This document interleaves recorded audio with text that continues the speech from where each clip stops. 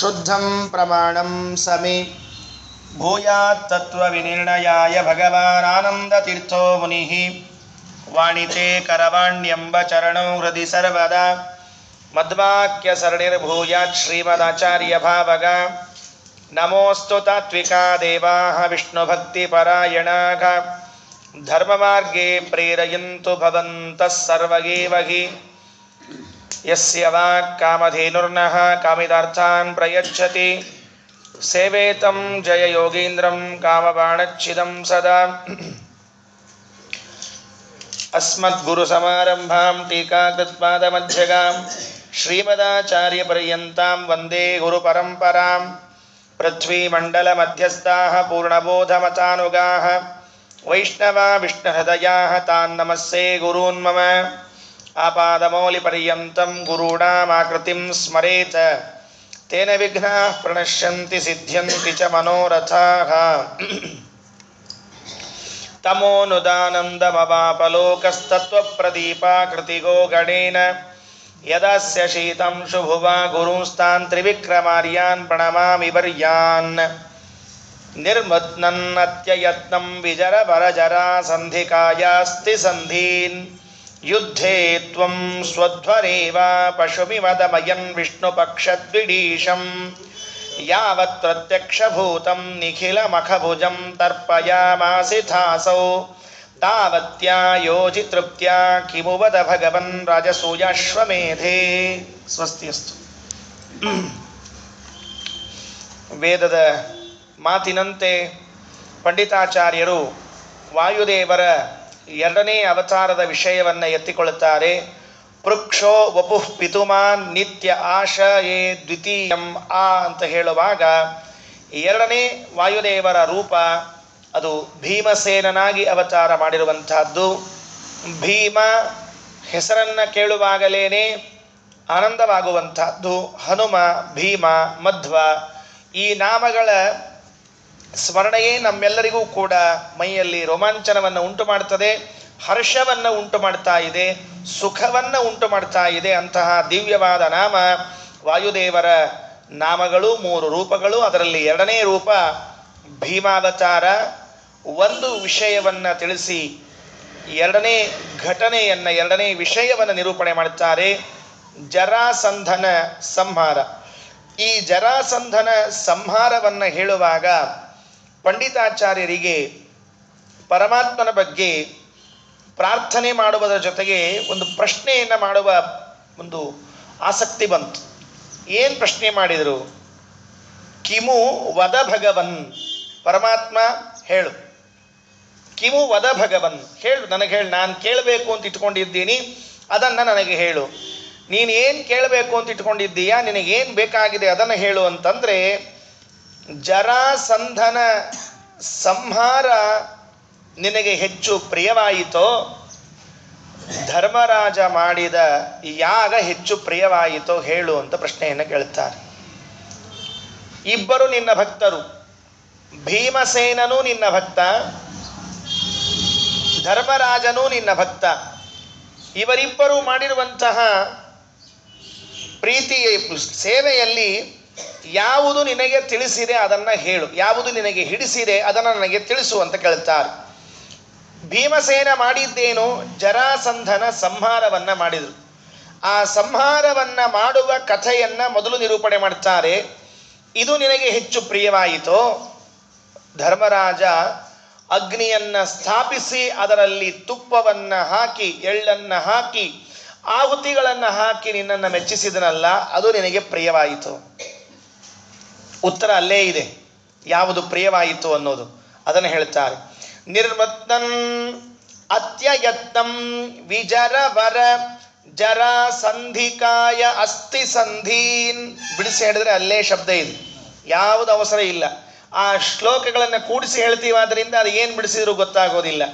ನಿರ್ಮತ್ನನ್ ಅತ್ಯಯತ್ನಂ ವಿಜರವರ ಜರಾಸಂಧಿಕಾಯ ಅಸ್ಥಿ ಸಂಧೀನ್ ಯುದ್ಧೇ ತ್ವಂ ಸ್ವಧ್ವರೇವ ಪಶುಮಿವ ದಮಯನ್ ವಿಷ್ಣುಪಕ್ಷದ್ವಿಡೀಶಂ ಯಾವತ್ ಪ್ರತ್ಯಕ್ಷಭೂತಂ ನಿಖಿಲ ಮಖಭುಜಂ ತರ್ಪಯಾಮಾಸಿಥಾಸೌ ತಾವತ್ಯಾಯೋಜಿ ತೃಪ್ತ್ಯ ಕಿಮುವದ ಭಗವನ್ ರಾಜಸೂಯಾಶ್ವಮೇಧೇ. ಭೀಮಸೇನನನ್ನ ಕರೆದುಕೊಂಡು ಶ್ರೀಕೃಷ್ಣ ಪರಮಾತ್ಮ ಬಿಹಾರಕ್ಕೆ ಬಂದಿದ್ದಾನೆ. ರಾಜಗೃಹ ಅಂತ ಹೆಸರು ಇತ್ತು ಅದಕ್ಕೆ ಮೊದಲು, ಗಿರಿವ್ರಜ ಅಂತ ಆಮೇಲೆ ಹೆಸರು ಬಂತು. ಮಗಧ ದೇಶ ಇವತ್ತು ಅದನ್ನು ಬಿಹಾರ ಅಂತ ಗುರುತಿಸ್ತಾ ಇದ್ದಾರೆ. ಆ ಮಗಧ ದೇಶದಲ್ಲಿ ಇರುವಂತಹ ಜರಾಸಂಧ ಮಹಾಪ್ರಬಲ, ಇವನ ಅಳಿಯ ಕಂಸ ಅವನೂ ಮಹಾಪ್ರಬಲ. ನೋಡಿಕೊಡ್ರಿ, ಇವರೆಲ್ಲ ಮಾವ ಅಳಿಯಂದ್ರು ಅವರ ಪರಂಪರೆಗಳೆಲ್ಲ ಹೇಗೆ ಬರ್ತಾ ಇದೆ ಅಂತ. ಮಾವನಿಗೆ ತಕ್ಕ ಅಳಿಯ ಅಂತ ಇರ್ತಾರೆ ನೋಡ್ರಿ ನಮ್ಮಲ್ಲೆಲ್ಲ, ಹಂಗ ಇದ್ದಂತ ಮಾವಂಗೆ ತಕ್ಕ ಅಳಿಯ ಇದ್ದಂತ. ಮಾವ ಯಾರು? ಜರಾಸಂಧ. ಅಳಿಯ ಯಾರು? ಕಂಸ. ಗೊತ್ತಾಯ್ತಲ್ಲ ಕಾಂಬಿನೇಷನ್ ಹೆಂಗದ ಅಂತ ತಿಳ್ಕೊಂಡು. ಅದಕ್ಕೆ ಈ ಗುರು ಶಿಷ್ಯರು, ಮಾವ ಅಳಿಯ, ಅತ್ತಿ ಸಸಿ, ಹಿಂಗೆಲ್ಲ ಕೆಲವು ಕಾಂಬಿನೇಷನ್ ಇರ್ತಾವಂತ. ಅವು ಕಾಂಬಿನೇಷನ್ ಯಾರಿಗೂ ಗೊತ್ತಾಗೋದಿಲ್ಲ, ಅವರವ್ರಿಗೆ ಗೊತ್ತಾಗೋದು. ಅದಕ್ಕೆ ಹೇಳಿದ್ರು, ಆ ಬಿಹಾರದಲ್ಲಿ ಅವನು ಮನೆಯನ್ನ ಮಾಡಿಕೊಂಡಿದ್ದ, ರಾಜಧಾನಿಯನ್ನ ಮಾಡಿಕೊಂಡಿದ್ದಾನೆ, ಅವನ ರಾಜ್ಯವನ್ನ ಪರಿಪಾಲನೆ ಮಾಡ್ತಾ ಇದ್ದಾನೆ. ಶ್ರೀಕೃಷ್ಣ ಪರಮಾತ್ಮ ಅವನನ್ನ ಸಂಹಾರ ಮಾಡಬೇಕು ಅಂತ ಭೀಮನನ್ನ ಕರೆದುಕೊಂಡು ಬಂದಂತ. ಯಾಕೆ? ತಾನೇ ಆ ಕೆಲಸವನ್ನ ಮಾಡ್ಲಿಕ್ಕೆ ಬರ್ತಿದ್ದಿಲ್ವೇ? ಮಾಡಲಿಲ್ಲ. ಅವನು ಭೀಮಸೇನನ ಕಡೆಯಿಂದ ಆ ಕೆಲಸವನ್ನ ಮಾಡಿಸ್ತಾನೆ. ಅದಕ್ಕೆ ಅನೇಕ ಕಾರಣಗಳನ್ನ ಮಹಾಭಾರತ ನಿರೂಪಣೆ ಮಾಡ್ತದೆ. ಶ್ರೀಮದಾಚಾರ್ಯರು ಮಹಾಭಾರತ ತಾತ್ಪರ್ಯ ನಿರ್ಣಯದಲ್ಲಿ ಕೆಲವು ಅಪರೂಪದ ಘಟನೆಗಳನ್ನೆಲ್ಲ ಉಲ್ಲೇಖ ಮಾಡ್ತಾರೆ. ಜರಾಸಂಧನ ಸಂಹಾರ ಭೀಮನಿಂದ ಆಯಿತು ಅಂತ ನಮಗೆಲ್ಲ ಗೊತ್ತಿದೆ. ನಾವು ಆ ಕಥೆಯನ್ನ ಅನೇಕ ಬಾರಿ ಶ್ರವಣ ಮಾಡಿದ್ದೇವೆ. ಅದರ ಹಿನ್ನೆಲೆ ಏನಿತ್ತು ಅಂತ ಆಚಾರ್ಯರ ಪ್ರಶ್ನೆಯನ್ನು ಮಾಡ್ತಾರೆ. ಅಲ್ಲಿ ಹೇಳುವಾಗ ಜರಾಸಂಧ ಅಸ್ಥಿ ಕಾಯ ಅಸ್ಥಿ ಸಂಧೀನ್, ಎಷ್ಟು ಶಬ್ದಗಳನ್ನು ಜೋಡಿಸ್ತಾರೆ ನೋಡ್ಕೊಳ್ರಿ. ಅವನು ಏನು ಮಾಡಿದ್ರು ಅಂದರೆ ಅವನು ಹುಟ್ಟಿನ ಕಥೆಯನ್ನ ಒಂದೇ ಪದದಲ್ಲಿ ಸಂಗ್ರಹ ಮಾಡಿಸ್ತಾರೆ. ಜರಾಸಂಧ ಅಸ್ಥಿ ಕಾಯ ಅಸ್ಥಿ ಸಂಧಿ. ಆ ಜರ ಎಂಬ ರಾಕ್ಷಸಿಯಿಂದ ಕೂಡಿಸಿರುವ ದೇಹ ಅವನದ್ದಾಗಿತ್ತು ಅಂತ ಹೇಳ್ತಾರೆ. ಜರ ಎಂಬ ರಾಕ್ಷಸಿ ಅದು ಅವನ ದೇಹವನ್ನು ಕೂಡಿಸಿದ್ಲು. ಮಹಾಭಾರತದ ಸಭಾಪರ್ವದಲ್ಲಿ ಈ ಕಥೆಯನ್ನು ಹೇಳ್ತಾರೆ. ಇವ ರಾಜ ಬೃಹದ್ರಥ ಎಂಬುವಂತಹ ರಾಜ ತಪಸ್ಸಿಗೆ ಹೋದ. ಮನೆಯಲ್ಲಿ ಹೆಂಡತಿಯನ್ನ ಎಲ್ಲರನ್ನ ಬಿಟ್ಟಿದ್ದಾನೆ, ಮಂತ್ರಿಗಳ ಮೇಲೆ ರಾಜ್ಯವನ್ನ ಒಪ್ಪಿಸಿದ್ದಾನೆ, ತಾನು ತಪಸ್ಸಿಗೆ ಹೋದ. ಯಾತಕ್ಕಾಗಿ ತಪಸ್ಸಿಗೆ ಬಂದಿ ಅಂತ ಅಲ್ಲಿರುವ ಬೃಹದ್ ಮುನಿಗಳೊಬ್ಬರು ಚಂಡಕೌಶಿಕರು ಬೃಹದ್ರಥನನ್ನ ಕೇಳ್ತಾರೆ. ಆಗ ಬೃಹದ್ರಥ ಹೇಳ್ತಾನೆ, ಸಂತಾನವಾಗಿಲ್ಲ ಅನ್ನೋದಕ್ಕಾಗಿ ತಪಸ್ಸು ಮಾಡಿ ದೇಹವನ್ನ ಸವಿಸಿ ಮಕ್ಕಳನ್ನ ಪಡೀಬೇಕು ಅಂತ ಬಂದಿದ್ದೇನೆ ಅಂತ ಹೇಳಿದರೆ, ಅಯ್ಯೋ ಪೆದ್ದ, ಅದಕ್ಕೆಲ್ಲ ತಪಸ್ಸು ಯಾಕೋ ಮಾಡಬೇಕು, ಹಿಡಿ ಅಂತ ಹೇಳಿ ನಾನು ಮಂತ್ರಿಸಿ ಕೊಡ್ತೇನೆ ಅಂತ ಹೇಳಿದರು. ಒಂದು ಮರದ ಕೆಳಗಡೆಗೆ ಕುಳಿತರು. ಮರದ ಅಡಿಯಲ್ಲಿ ಕುಳಿತಿರುವಾಗ ಮೇಲಿನಿಂದ ಒಂದು ಹಣ್ಣು ಬಿತ್ತಂತೆ. ಅದು ಗಾಳಿ ಬೀಸಿಲ್ಲ, ಹಣ್ಣಾಗುವ ಕಾಲವೂ ಅಲ್ಲ. ಮಹಾಭಾರತ ಆಶ್ಚರ್ಯ ಹೇಳ್ತದೆ, ಹಣ್ಣು ಬಿಡುವ ಕಾಲವಲ್ಲ, ಗಾಳಿ ಬೀಸಿಲ್ಲ, ಹಣ್ಣು ಬಿತ್ತು. ಅದನ್ನು ತಗೊಂಡ್ರು. ಚಂಡಕೌಶಿಕರು ಅಭಿಮಂತ್ರಿಸಿದರು, ಇದನ್ನ ನಿನ್ನ ಹೆಂಡತಿಗೆ ಕೊಡು, ಸಂತಾನ ಆಗತ್ತೆ ಅಂತ ಹೇಳಿದರು. ತಗೊಂಡು ಬಂದ. ಇಷ್ಟು ಬುದ್ಧಿವಂತ ಇದ್ದ ನೋಡಿಕೊಳ್ಳ್ರಿ ಬೃಹದ್ರಥ. ಕೊಟ್ಟ ಹೆಂಡತಿಗೆ. ಒಬ್ಬಳಿರ್ಲಿಲ್ಲ, ಇಬ್ಬಳಿದ್ರು. ಅವರೇನಂದ್ರು, ಇಬ್ಬರಿದ್ದಾರ ಅಂತಂದ ಮೇಲೆ ಮತ್ತೆ ಇಬ್ಬರಿಗೂ ಸಮ ಹಂಚಬೇಕಲ್ಲ, ಇಬ್ಬರಿಗೆ ಏನು ಮಾಡಬೇಕು, ಸಮಾತ್ಮೆಗೆ ಹಂಚಬೇಕು. ಹಣ್ಣು ಪಳ್ಳ ಅಂತ 2 ಹೆವಳು ಹೆಚ್ಚಿಬಿಟ್ರು. ಆ ಹಣ್ಣು ಹೆಚ್ಚಿ ಇಬ್ಬರಿಗೂ ಒಂದೊಂದು ಪೀಸ್, ನೀವೊಂದು ತಗೋ ನೀವೊಂದು ತಗೋ, ಎಲ್ಲ ಸಮ ಮಾಡ್ಬೇಕು ನೋಡ್ರಿ. ಆಸ್ತಿ ಬಿಡೋ ಹಂಗಿಲ್ಲ. ಇಬ್ಬರನ್ನ ಕಟ್ಕೊಂಡ್ರೆ ಇದೇ ಸಮಸ್ಯೆ. ಒಬ್ಬರನ್ನೇ ಕಟ್ಕೊಂಡಿದ್ರೆ ನಮ್ಮ ಹೆಸರಿಗೆ ಆಸ್ತಿ ಉಳಿದಿರಂಗಿಲ್ಲ, ಪಾಲ್ ಮಾಡೋದಂತೂ ದೂರೇ ಉಳಿತು. ಹಿಂಗೆ ಇಬ್ಬರಿಗೂ ಹಂಚಿ ಕೊಟ್ರಂತೆ. ಯಾಜ್ಞವಲ್ಕ್ಯರು ಬೃಹದಾರಣ್ಯಕದಲ್ಲಿ ಹೇಳುವಾಗ ಇಬ್ಬರು ಹೆಂಡತಿನ ಕರೀತಾರಂತೆ. ಅವ್ರಿಗಿಬ್ಬರು ಹೆಂಡಂದ್ರು ಕರೆದು ಕೇಳಿದ್ರಂತೆ, ನೋಡು ನಾ ಆಶ್ರಮ ತಗೋಬೇಕು ಅಂತ ಮಾಡೀನಿ, ನಿಮ್ಗೇನು ಬೇಕು ಕೇಳ್ರಿ ಅಂತ ಕೇಳ್ರಂತ. ಯಾರ ಹಿಂಗೆ ಹೆಂಡತಿ ಕೇಳ್ತಾರನ ಆಶ್ರಮ ತಗೋಬೇಕು ಅಂತ ಮಾಡೀವಿ, ನಿನ್ನ ಅಭಿಪ್ರಾಯ ಏನದ ಕೇಳು. ಹೇಳಲಾರ್ದ ತಗೊಂಡ್ರನ ಬಿಟ್ರಂಗಿಲ್ಲ ಇವ್ರನ್ನ. ಅವ್ರು ಅವನವ್ರಾಗಿ ಕೂತಿರ್ತಾರೆ, ಇವ್ರ ಅಪ್ಪನವ್ರನ್ನ ಗತಿ ಕಾಣಿಸ್ತಿರ್ತಾರೆ ಅಂತ. ಅದು ಹೇಳಿ ತಗೊಂಡ್ರೆ, ಒಬ್ಬಕಿ ಹೇಳಿದ್ರು ನಿನಗೇನು ಬೇಕು, ನಂಗೆ ಆಸ್ತಿ ಕೊಟ್ಬಿಡ್ರಿ, ಎಲ್ಲ ಆಸ್ತಿ ತೊಗೊಂಡ್ಬಿಟ್ಲು. ಇನ್ನೊಬ್ಬ ಹೆಂಡತಿ ಕೇಳಿದ್ರು ನಿಂಗೇನು ಬೇಕು, ನಿಮ್ಮ ಆಧ್ಯಾತ್ಮವನ್ನೆಲ್ಲ ನನಗೆ ಕೊಟ್ಟು ಹೋಗ್ರಿ ಅಂತ ಕೇಳಿಲ್ಲ ಹೆಣ್ಮಗಳು. ಆಕೆ ಎಷ್ಟು ಬುದ್ಧಿವಂತಲಿದ್ರು. ಆಕೆ ಸಲವಾಗಿ ಬೃಹದಾರಣ್ಯಕ ಉಪನಿಷತ್ತು ಹೊರಟಿತು ಮುಂದೆ. ಆ ಹೆಂಡತಿಗೆ ಮಾಡಿದ ಉಪನಿಷದೆಲ್ಲ ಒಂದು ಇಡೀ ಉಪನಿಷತ್ತು. ಹಿಂಗ ಆಸ್ತಿ ಪಾಲ್ ಮಾಡಿದಂಗೆ ಹೆಂಡತಿಗೆ ಪಾಲ್ ಮಾಡಿ ಕೊಟ್ಟ. ಹಣ್ಣು ತಿಂದ್ರು, 2 ಪೀಸ್ ಹುಟ್ಟಿದ್ವು. ಎಷ್ಟು ಚಂದ ಹುಟ್ಟಿದ್ವು ಅವು ಪೀಸು ಅಂದ್ರೆ, ನಮ್ಮ ಹುಡುಗರು ಆಟ ಆಡ್ಬೇಕಾದ್ರೆ ಸಹಿತ ಅಷ್ಟು ಚಂದ ಗೊಂಬಿನ ಮುರಿಯಂಗಿಲ್ರಿ, ಅಷ್ಟು ಚಂದ ಹುಟ್ಟಿದ್ವು. ಒಂದ ಕಣ್ಣು, ಒಂದ ಮೂಗಿನ ಹೊಳ್ಳಿ, ಒಂದ ಇದು ಎಲ್ಲ ಒಂದೊಂದೇ ಪಾರ್ಟ್ಗಳು. ಏನ್ ಮಾಡ್ಬೇಕು? ಬಿಸಾಡಿ ಬಿಟ್ರು, ಅದನ್ನು ಚೆಲ್ಲಿ ಬಿಟ್ರು. ಜರ ಸಂಧಿಕಾಯ ಅಸ್ಥಿ ಸಂಧಿ ಒಗದ್ರು, ಬಿಸಾಡಿದ್ರು. ಆ ಬಿಸಾಡಿ ಬಂದ ಮೇಲೆ ರಾತ್ರಿ ಈ ಜರ ಎಂಬುವಂತಹ ರಾಕ್ಷಸಿ ಹೊರಟವಳು ಅದನ್ನು ತಿನ್ನಬೇಕು ಅಂತ ವಾಸ್ತವಿಕವಾಗಿ ಅವಳ ಮನಸ್ಸಿನಲ್ಲಿ ಇದ್ದದ್ದು. ನೋಡಿದ್ಲು, ಅದೇನೋ ಹೀಗೆ ಸುಮ್ಮನೆ ಆಟ ಆಡಬೇಕು ಅಂತ ಹೀಗಂದ್ಲು, ಕೂಡ್ಕೊಂಡ್ಬಿಡ್ತು. ಅದು ದೈವ ಕೂಡ್ಕೊಂಡ್ಬಿಡ್ತು. ಕೂಡಲೇ ಆಶ್ಚರ್ಯ ಆಯ್ತು ಅವಳಿಗೆ. ಅದು ಅಳಲಿಕ್ಕೆ ಶುರುವಾಯಿತು. ಅಷ್ಟೊತ್ತು ನಿಶ್ಚೇಷ್ಟವಾಗಿ ಬಿದ್ದ ಆ ದೇಹ ಇದು ಕೂಡಿಸಿದಾಗ ಅಳ್ಲಿಕ್ಕೆ ಪ್ರಾರಂಭ ಆಯಿತು. ಆ ಅಳು ಕೇಳಿಸಿತು ಒಳಗಿರುವಂತಹ ಜನರಿಗೆಲ್ಲ. ಹೊರಗೆ ಬಂದರೆ ಆ ರಾಕ್ಷಸಿ ಪ್ಲೇಟ್ ತಿರುಗಿಸಿದ್ಲು, ಚೇಂಜ್ ಮಾಡಿದ್ಲು. ನೋಡು, ಈ ಕೂಸನ್ನ ಬದುಕಿಸಿ ನಿನಗೇ ಕೊಡಬೇಕು ಅಂತ ಬಂದಿದ್ದೇನೆ. ಅಕ್ಕಿ ಬಂದದ್ದು ತಿನ್ನಬೇಕು ಅಂತ, ನಿನಗೇ ಕೊಡಬೇಕು ಅಂತ ಬಂದೀನಿ. ನಿನ್ನ ಕೂಸಿದು, ನಿನ್ನ ಮನೆಯಲ್ಲಿ ನನ್ನ ಪೂಜೆ ಮಾಡ್ತಾ ಇದ್ರಿ, ಅದಕ್ಕಾಗಿ ನಾನು ನಿನ್ನ ಮಗುವನ್ನ ತಿನ್ನದೇ ಉಳಿಸಿ ಕೊಟ್ಟಿದ್ದೇನೆ, ತಗೋ ಅಂತ ಹೇಳಿ ಕೊಟ್ಟಾಗ ಬೃಹದ್ರಥನಿಗೆ ಬಹಳ ಆನಂದ ಆಯಿತು.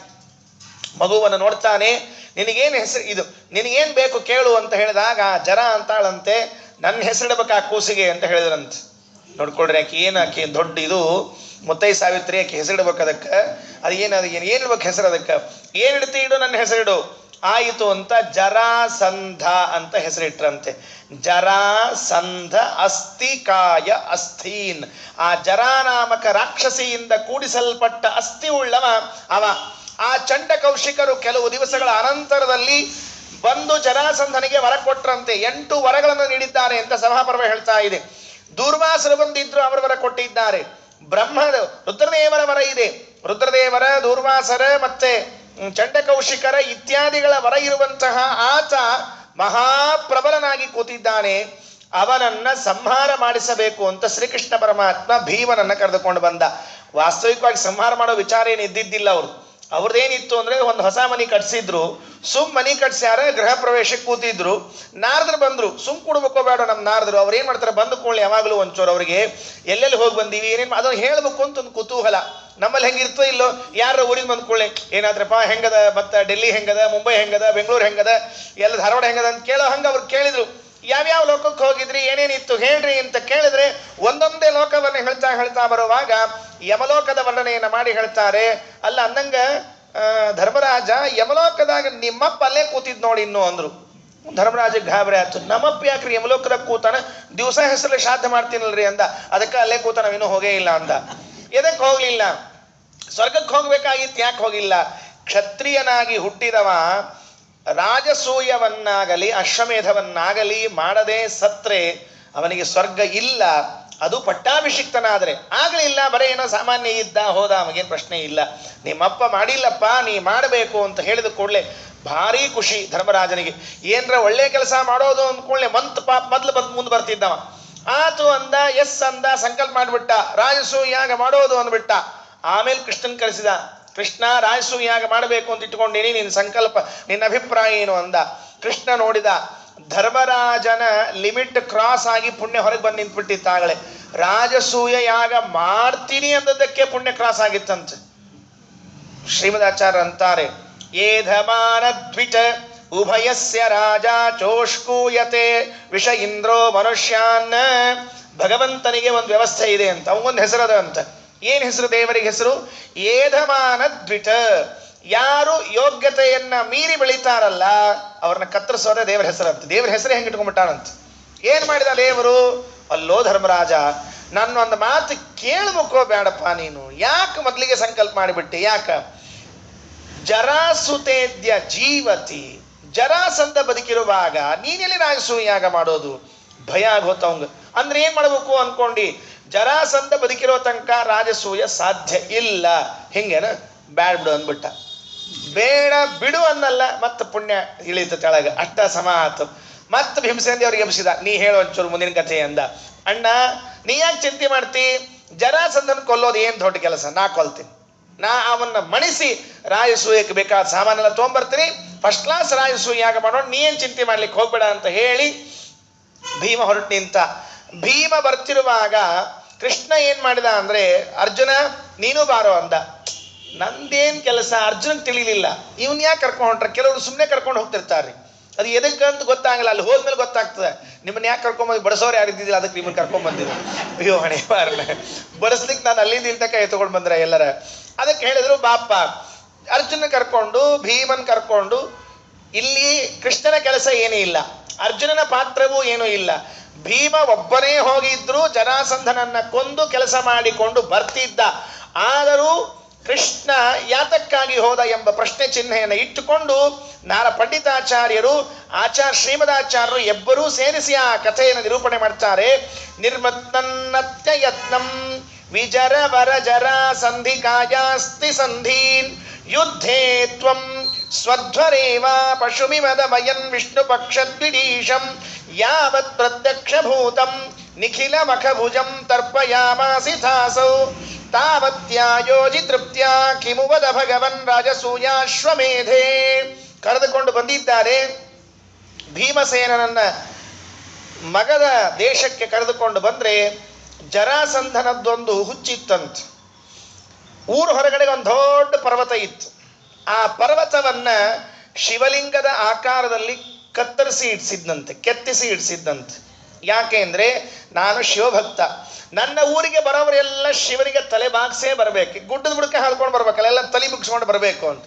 ಭೀಮಸೇನ ದೇವರು ಏನು ಮಾಡಿದರು, ನಾನು ನಿಮ್ಮ ಅಪ್ಪನ ಅಪ್ಪಿದ್ದೀನಿ, ನಾನೇನು ಬಗ್ಸೋ ಮನುಷ್ಯ ಅಲ್ಲ ನಾನು ಅಂತ ಹೇಳಿ ಒಂದೇಟು ಜೋರ್ಲೆ ಜಿಗಿದು ಗುದ್ದಿದ್ರಂತೆ. ಎದರಿಂದ ಕೈ ಅಲ್ಲ, ಭುಜದಿಂದ ಗುದ್ದಿದ್ರಂತೆ. ಗುದ್ದಿದ್ರೆ ಅದೇನು ಶಿವಲಿಂಗದ ಮೇಲಿನ ಗುಂಡಿ ಇತ್ತಲ್ಲ, ಕಳಚಿ ತೆಲಗೆ ಬಿತ್ತಂತೆ. ಧಮ್ ಅಂತ ಬಿತ್ತು. ಮಲಗಿದ ಜರಾಸಂಧ ಎದ್ದು ಕೂತ. ಏನಾದ ಶಬ್ದ ಅಂದ. ಅದೇನೋ ಲಿಂಗದ ಟೈಪ್ ಇಟ್ಟಿದ್ವಲ್ಲ, ಅದು ಬಿದ್ದೋತು ಅಂದ್ರು. ಆವಾಗೆ ಅವನಿಗೆ ಅನಿಸ್ತು, ನಮ್ಮ ರಾಜ್ಯಕ್ಕೆ ಇನ್ನು ಉಳಿಗಾಲ ಇಲ್ಲ. ಯಾಕೆ ಅಂದ್ರೆ ದೂರ್ವಾಸರು ಹೇಳಿದ್ರಂತವನಿಗೆ, ಯಾವಾಗ ಆ ಶಿವಲಿಂಗ ಉಳ್ತದ ಭಿನ್ನ ಆಗ್ತದ ಅವಾಗ ನಿನ್ನ ರಾಜ್ಯ ಹಾಳಾಗ್ತದ, ನೀ ಸಾಯ್ತಿ ನೆನಪಿಟ್ಟುಕೋ ಅಂತ ದುರ್ವಾಸರು ಹೇಳಿಟ್ಟಿದ್ರಂತ. ಹಂಗೇರಿ ಆ ರಾವಣಗ ಹೇಳಿಟ್ಟಿದ್ರಂತ. ಆಕಿ ಹೊರಗೆ ಆಕೆ ಬಾಗ್ಲ ಕಾಯೋಕಿದ್ಲಲ್ಲ, ಆಕಿ ಹೇಳಿದ್ರಂತ, ನೋಡು ನಿಮ್ಮೂರಿಗೆ ಯಾವ್ದಾರ ಕಪಿ ಬಂದು ಕಪಾಳಕ್ಕೆ ಒಂದೇಟ್ ಹೊಡೆದ್ರ ನಿಮ್ಮೂರು ಸತ್ಯಾನಾಶ ಅಂತ ತಿಳ್ಕೊ ಅಂತ ಹೇಳಿದ್ರಂತ. ಅಲ್ಲೊಂದು ಹೇಳಿದ್ರು, ಇಲ್ಲೊಂದು ಹೇಳಿದ್ರು, ನೆನ್ಪಿಟ್ಟುಕೊಳ್ರಿ. ಅಲ್ಲಿ ಬ್ರಹ್ಮದೇವ್ ಹೇಳಿದ್ರು, ಇಲ್ಲಿ ರುದ್ರದೇವರು ಹೇಳಿದ್ರು. ಅಲ್ಲಿ ಹಣಮಪ್ಪ ಹೋಗ ಒಂದು ಭಟ್ ಅಂದ್ಬಿಟ್ಟ ಆಕೆಗೆ, ಅದು ಹೊಡೆದ, ಅದು ಬಿತ್ತು, ಆ ಊರು ಹಾಳಾತು. ಇಲ್ಲಿ ಬಂದ ಭೀಮ ಇದು ಭುಜದಿಂದ ಅದನ್ನೇ ಬೆಳೆಸಿದ, ಅದು ಹಾಳಾಯಿತು. ಒಳಗಡೆಗೆ ಬಂದಿದ್ದಾನೆ ಭೀಮಸೇನ ದೇವರು ಅರ್ಜುನ ಇಬ್ಬರನ್ನು ಕರೆದುಕೊಂಡು ಇಬ್ಬರಿಗೂ ಚಂದ ಆಚಾರ ವೇಷ ಹಾಕ್ಸಿದ್ನಂತೆ ಕೃಷ್ಣ. ನೀವು ಕ್ಷತ್ರಿಯರ ಹಂಗ ಚಂದ ಹೇರ್ ಸ್ಟೈಲ್ ಮಾಡ್ಕೊಂಡು ಮಿಸಿ ಗಿಸಿ ಬಿಟ್ಕೊಂಡು ಬರ್ಲಿಕ್ಕೆ ಹೋಗ್ಬೇಡ್ರಿ. ಇವು ಊಟಕ್ಕೆ ಹೋಗೋ ಆಚಾರ ಇರ್ತಾವಲ್ಲ, ಹಂಗೆ ತಳ್ಳಗೆ ಹಿಂಗೆ ಅಗದಿ ಸಪ್ ಮೊಸಳಿ ಮಾಡ್ಕೊಂಡು ಕೆಲವು ಬರ್ತಿರ್, ಅವೆಲ್ಲ ಲಕ್ಷಣ ಇರ್ತಾವ್ರಿ. ಇವು ಏಕಾದಶಿ ಮಾಡಿ ಅಗದಿ ಟೊಂಟೊಂಟೊಂಟೊಂಡು ಅಡ್ಡಾಡ್ಲಿಕ್ಕತ್ತಿದ್ರು ಅಂದ್ರೆ ಯಾಕೆ ಆಚಾರ? ಉಪ್ಪಿಟ್ಟಾಗಿದೆ ನೀವಂತ ಕೇಳ್ತಾರ ಅವ್ರು. ಅದಕ್ಕೆ ಏಕಾದಶಿ ಇದ್ದಂಗೆ ಇರ್ಬೇಕ್ರಿ ಅವ್ರ ಸ್ಟೈಲು. ಆ ಏಕಾದಶಿ ಇದ್ದವರು ದ್ವಾದಶಿ ಹಂಗೋ ಅವು ಹಿಂಗೆ ಆತ್ರಿ.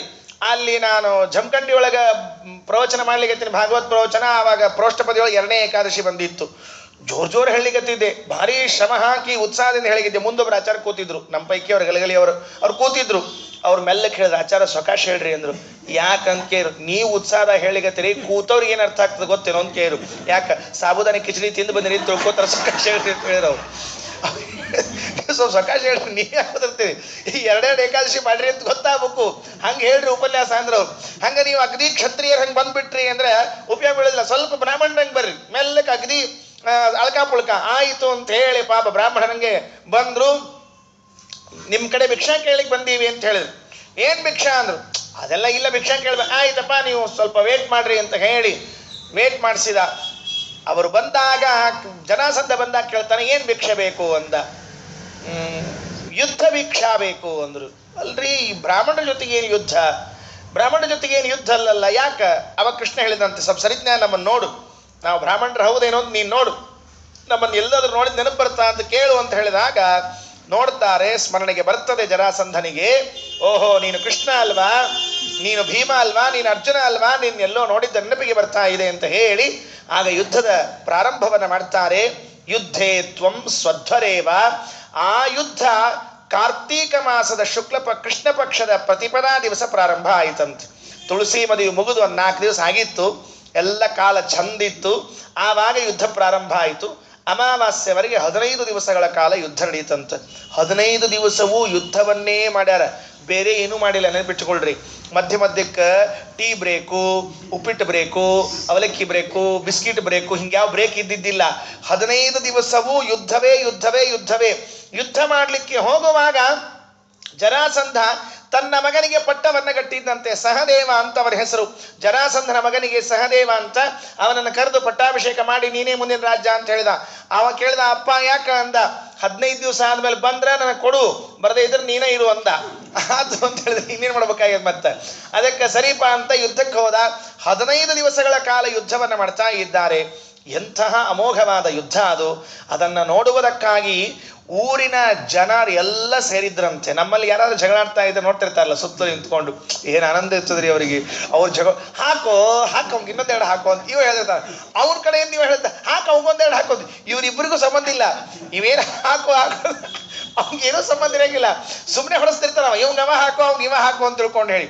ಹಾಗೆ ಯುದ್ಧ ಪ್ರಾರಂಭ ಆದರೆ ಅದಕ್ಕೆ ಶ್ರೀಮದಾಚಾರ್ಯರಂತಾರೆ 15 ದಿವಸಗಳ ಕಾಲ ಅಕ್ಷೀಣವಾದ ಬಲದಿಂದ ಯುದ್ಧವನ್ನ ಮಾಡಿದ್ನಲ್ಲ, ಅದು ನಿಜವಾಗಿ ಅವರ ಪರಾಕ್ರಮ. ನಿರ್ಮತ್ನನ್ ಅತ್ಯಯತ್ನಂ ವಿಜರ ವರಜರ ಸಂಧಿಕಾಯಾಸ್ತಿ ಸಂಧೀನ್ ಯುದ್ಧೇ ತ್ವಂ ಸ್ವಧ್ವರೇವ ಪಶುಮಿವ ದಮಯಂ ವಿಷ್ಣು ಪಕ್ಷ ದ್ವಿಡೀಶಂ ಯಾವತ್ ಪ್ರತ್ಯಕ್ಷಭೂತಂ ನಿಖಿಲ ಮಖಭುಜಂ ದರ್ಪಯಾಮಾಸಿಥಾಸೌ ತಾವತ್ಯ ಯೋಜಿತೃಪ್ತ್ಯ ಕಿಮು ವದ ಭಗವನ್ ರಾಜಸೂಯಾಶ್ವಮೇಧೆ ಸಪ್ರಣಮ್ಯ ಹೃಷಿಕೇಶಂ ಹರ್ಷಾದಾಷ್ಟ್ರಿಶ್ಯ ಫಲ್ಗುಣಂ. 14 ದಿವಸದ ಯುದ್ಧ ಆಯಿತಂತೆ.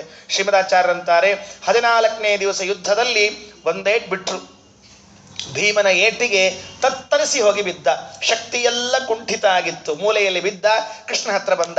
ಕೃಷ್ಣ ಭೀಮನ್ ನೋಡಿದ, ಭೀಮ ಕೃಷ್ಣನ್ ನೋಡಿದ. ಈ ನಮ್ಮಲ್ಲಿ ಪರಸ್ಪರ ನೋಡೋದು ಅಂತ ಇರ್ತಲ್ರಿ, ಇದು ಭಾಳ ಮಜಾ ಇರ್ತದ್ರಿ. ಇವ್ರನ್ನ ಅವ್ರು ನೋಡೋದು, ಇವ್ರು ನೋಡೋದು. ಅದ್ರೊಳಗೆ ಉಳಿದವ್ರು ನೋಡಿದ್ರೆ ಮಜಾ ಇರಂಗಿಲ್ರಿ. ಇವು ದೇವರು, ಭೀಮಸೇನ ದೇವರು, ವಾಯುದೇವರು, ಈ ದೇವರು ನೋಡ್ಕೋತಿರ್ತಾರಲ್ಲ, ಅದು ಭಾಳ ಮಜಾ ಇರ್ತದೆ. ನೋಡಿದ್ರು. ಪ್ರಣಮ್ಯ ಹೃಷಿಕೇಶಂ, ಭಗವಂತನಿಗೆ ಬಂದು ಒಂದು ಕಾಲು ಮುಟ್ಟಿ ಕಾಲು ಒತ್ತಿ ನಮಸ್ಕರಿಸಿ ಸ್ವಾಮಿ ಅಂದ. ಏನು ಅಂದ್ರು. ಮತ್ತೆ ಎಂದು ಮುಗಿಸ್ಬೇಕು ಅವನ್ನ ಹೇಳು ಅಂದು. ಇವತ್ತೇ ಮುಗಿಸ್ಬಿಡಿ, ಇನ್ನೊಂದು ಅರ್ಧ ತಾಸು ಆದ್ರೆ ಮುಗಿಲಿ, ಒಂದು ಕಾರ್ಯಕ್ರಮ ಮುಗಿಲಿ ಅಂದ್ರು. ದೇವ್ರನ್ನ ಕೇಳಿ ಮಾಡ್ತಿರ್ಬೇಕ್ರಿ ಎಲ್ಲ. ಭೀಮಸೇನ ದೇವ್ರ ಆಯಿತು ಅಂದ್ರು. ಅರ್ಜುನ ಕರೆದ್ರು, ಬಾ ಇಲ್ಲಿ ಅಂತ. ಪಾಪ ಅರ್ಜುನಗ ಗಟ್ಟಿ ಅಪ್ಕೊಂಡ್ರು. ಅರ್ಜುನ ಅಂದ, ಅಣ್ಣ ನನ್ನ ಮೇಲೆ ಯಾಕೆ ಪ್ರೀತಿ ಬಂದಷ್ಟು ಅಂದ. ಇರ್ಲಿ ಅಂತ ಹೇಳಿ ಅವನ್ನ ಅಪ್ಕೊಂಡ್ರು. ಇವ್ರನ್ನ ನಮಸ್ಕಾರ ಹಾಕಿದ್ರು. ಬಂದ್ರು, ಅವನ್ ಹಿಡಿದ್ರು. ಅದು ಪಾಪ ನಿರ್ವಿಣ್ಣ ಆಗಿ ಬಿದ್ದಿತ್ರಿ. ಅದು 14 ದಿವಸ ಒದ್ದಾಡಿ 15 ದಿವಸ ಕೈಯಾಗ ಸಿಕ್ಕರಿ ಏನು ಗತಿ. ಹಿಡಿದ್ರು, 4 ಗುದ್ದಿದ್ರು, ತೆಳಗೆ ಹಾಕಿದ್ರು. ಹೆಂಗೆ ಕೊಲ್ಬೇಕು ಅಂದ್ರು. ಹೆಂಗೆ ಕೊಂದ್ರೆ ನೀ ಸಾಯ್ತಿ, ನೀನು ಹೆಂಗೆ ಕೊಲ್ಬೇಕು. ಪೃಷ್ಟೇಸ್ಯ ಜಾನುಮಾಧಾಯ ಕೂರ್ಮದೇಶಂ ಬಭಂಜ. ಫಸ್ಟ್ ಕೊಂದದ್ದೇನು ಗೊತ್ತಾ ಅವರು, ಅವನನ್ನು ಹಾಕಿ ಬೆನ್ನಿನ ಮೇಲೆ ಮೊಣಕಾಲಿಟ್ಟು ಹಿಂದಿನ 2 ಭಾಗವನ್ನು ಹೀಗೆ ಅಂದುಬಿಟ್ರು.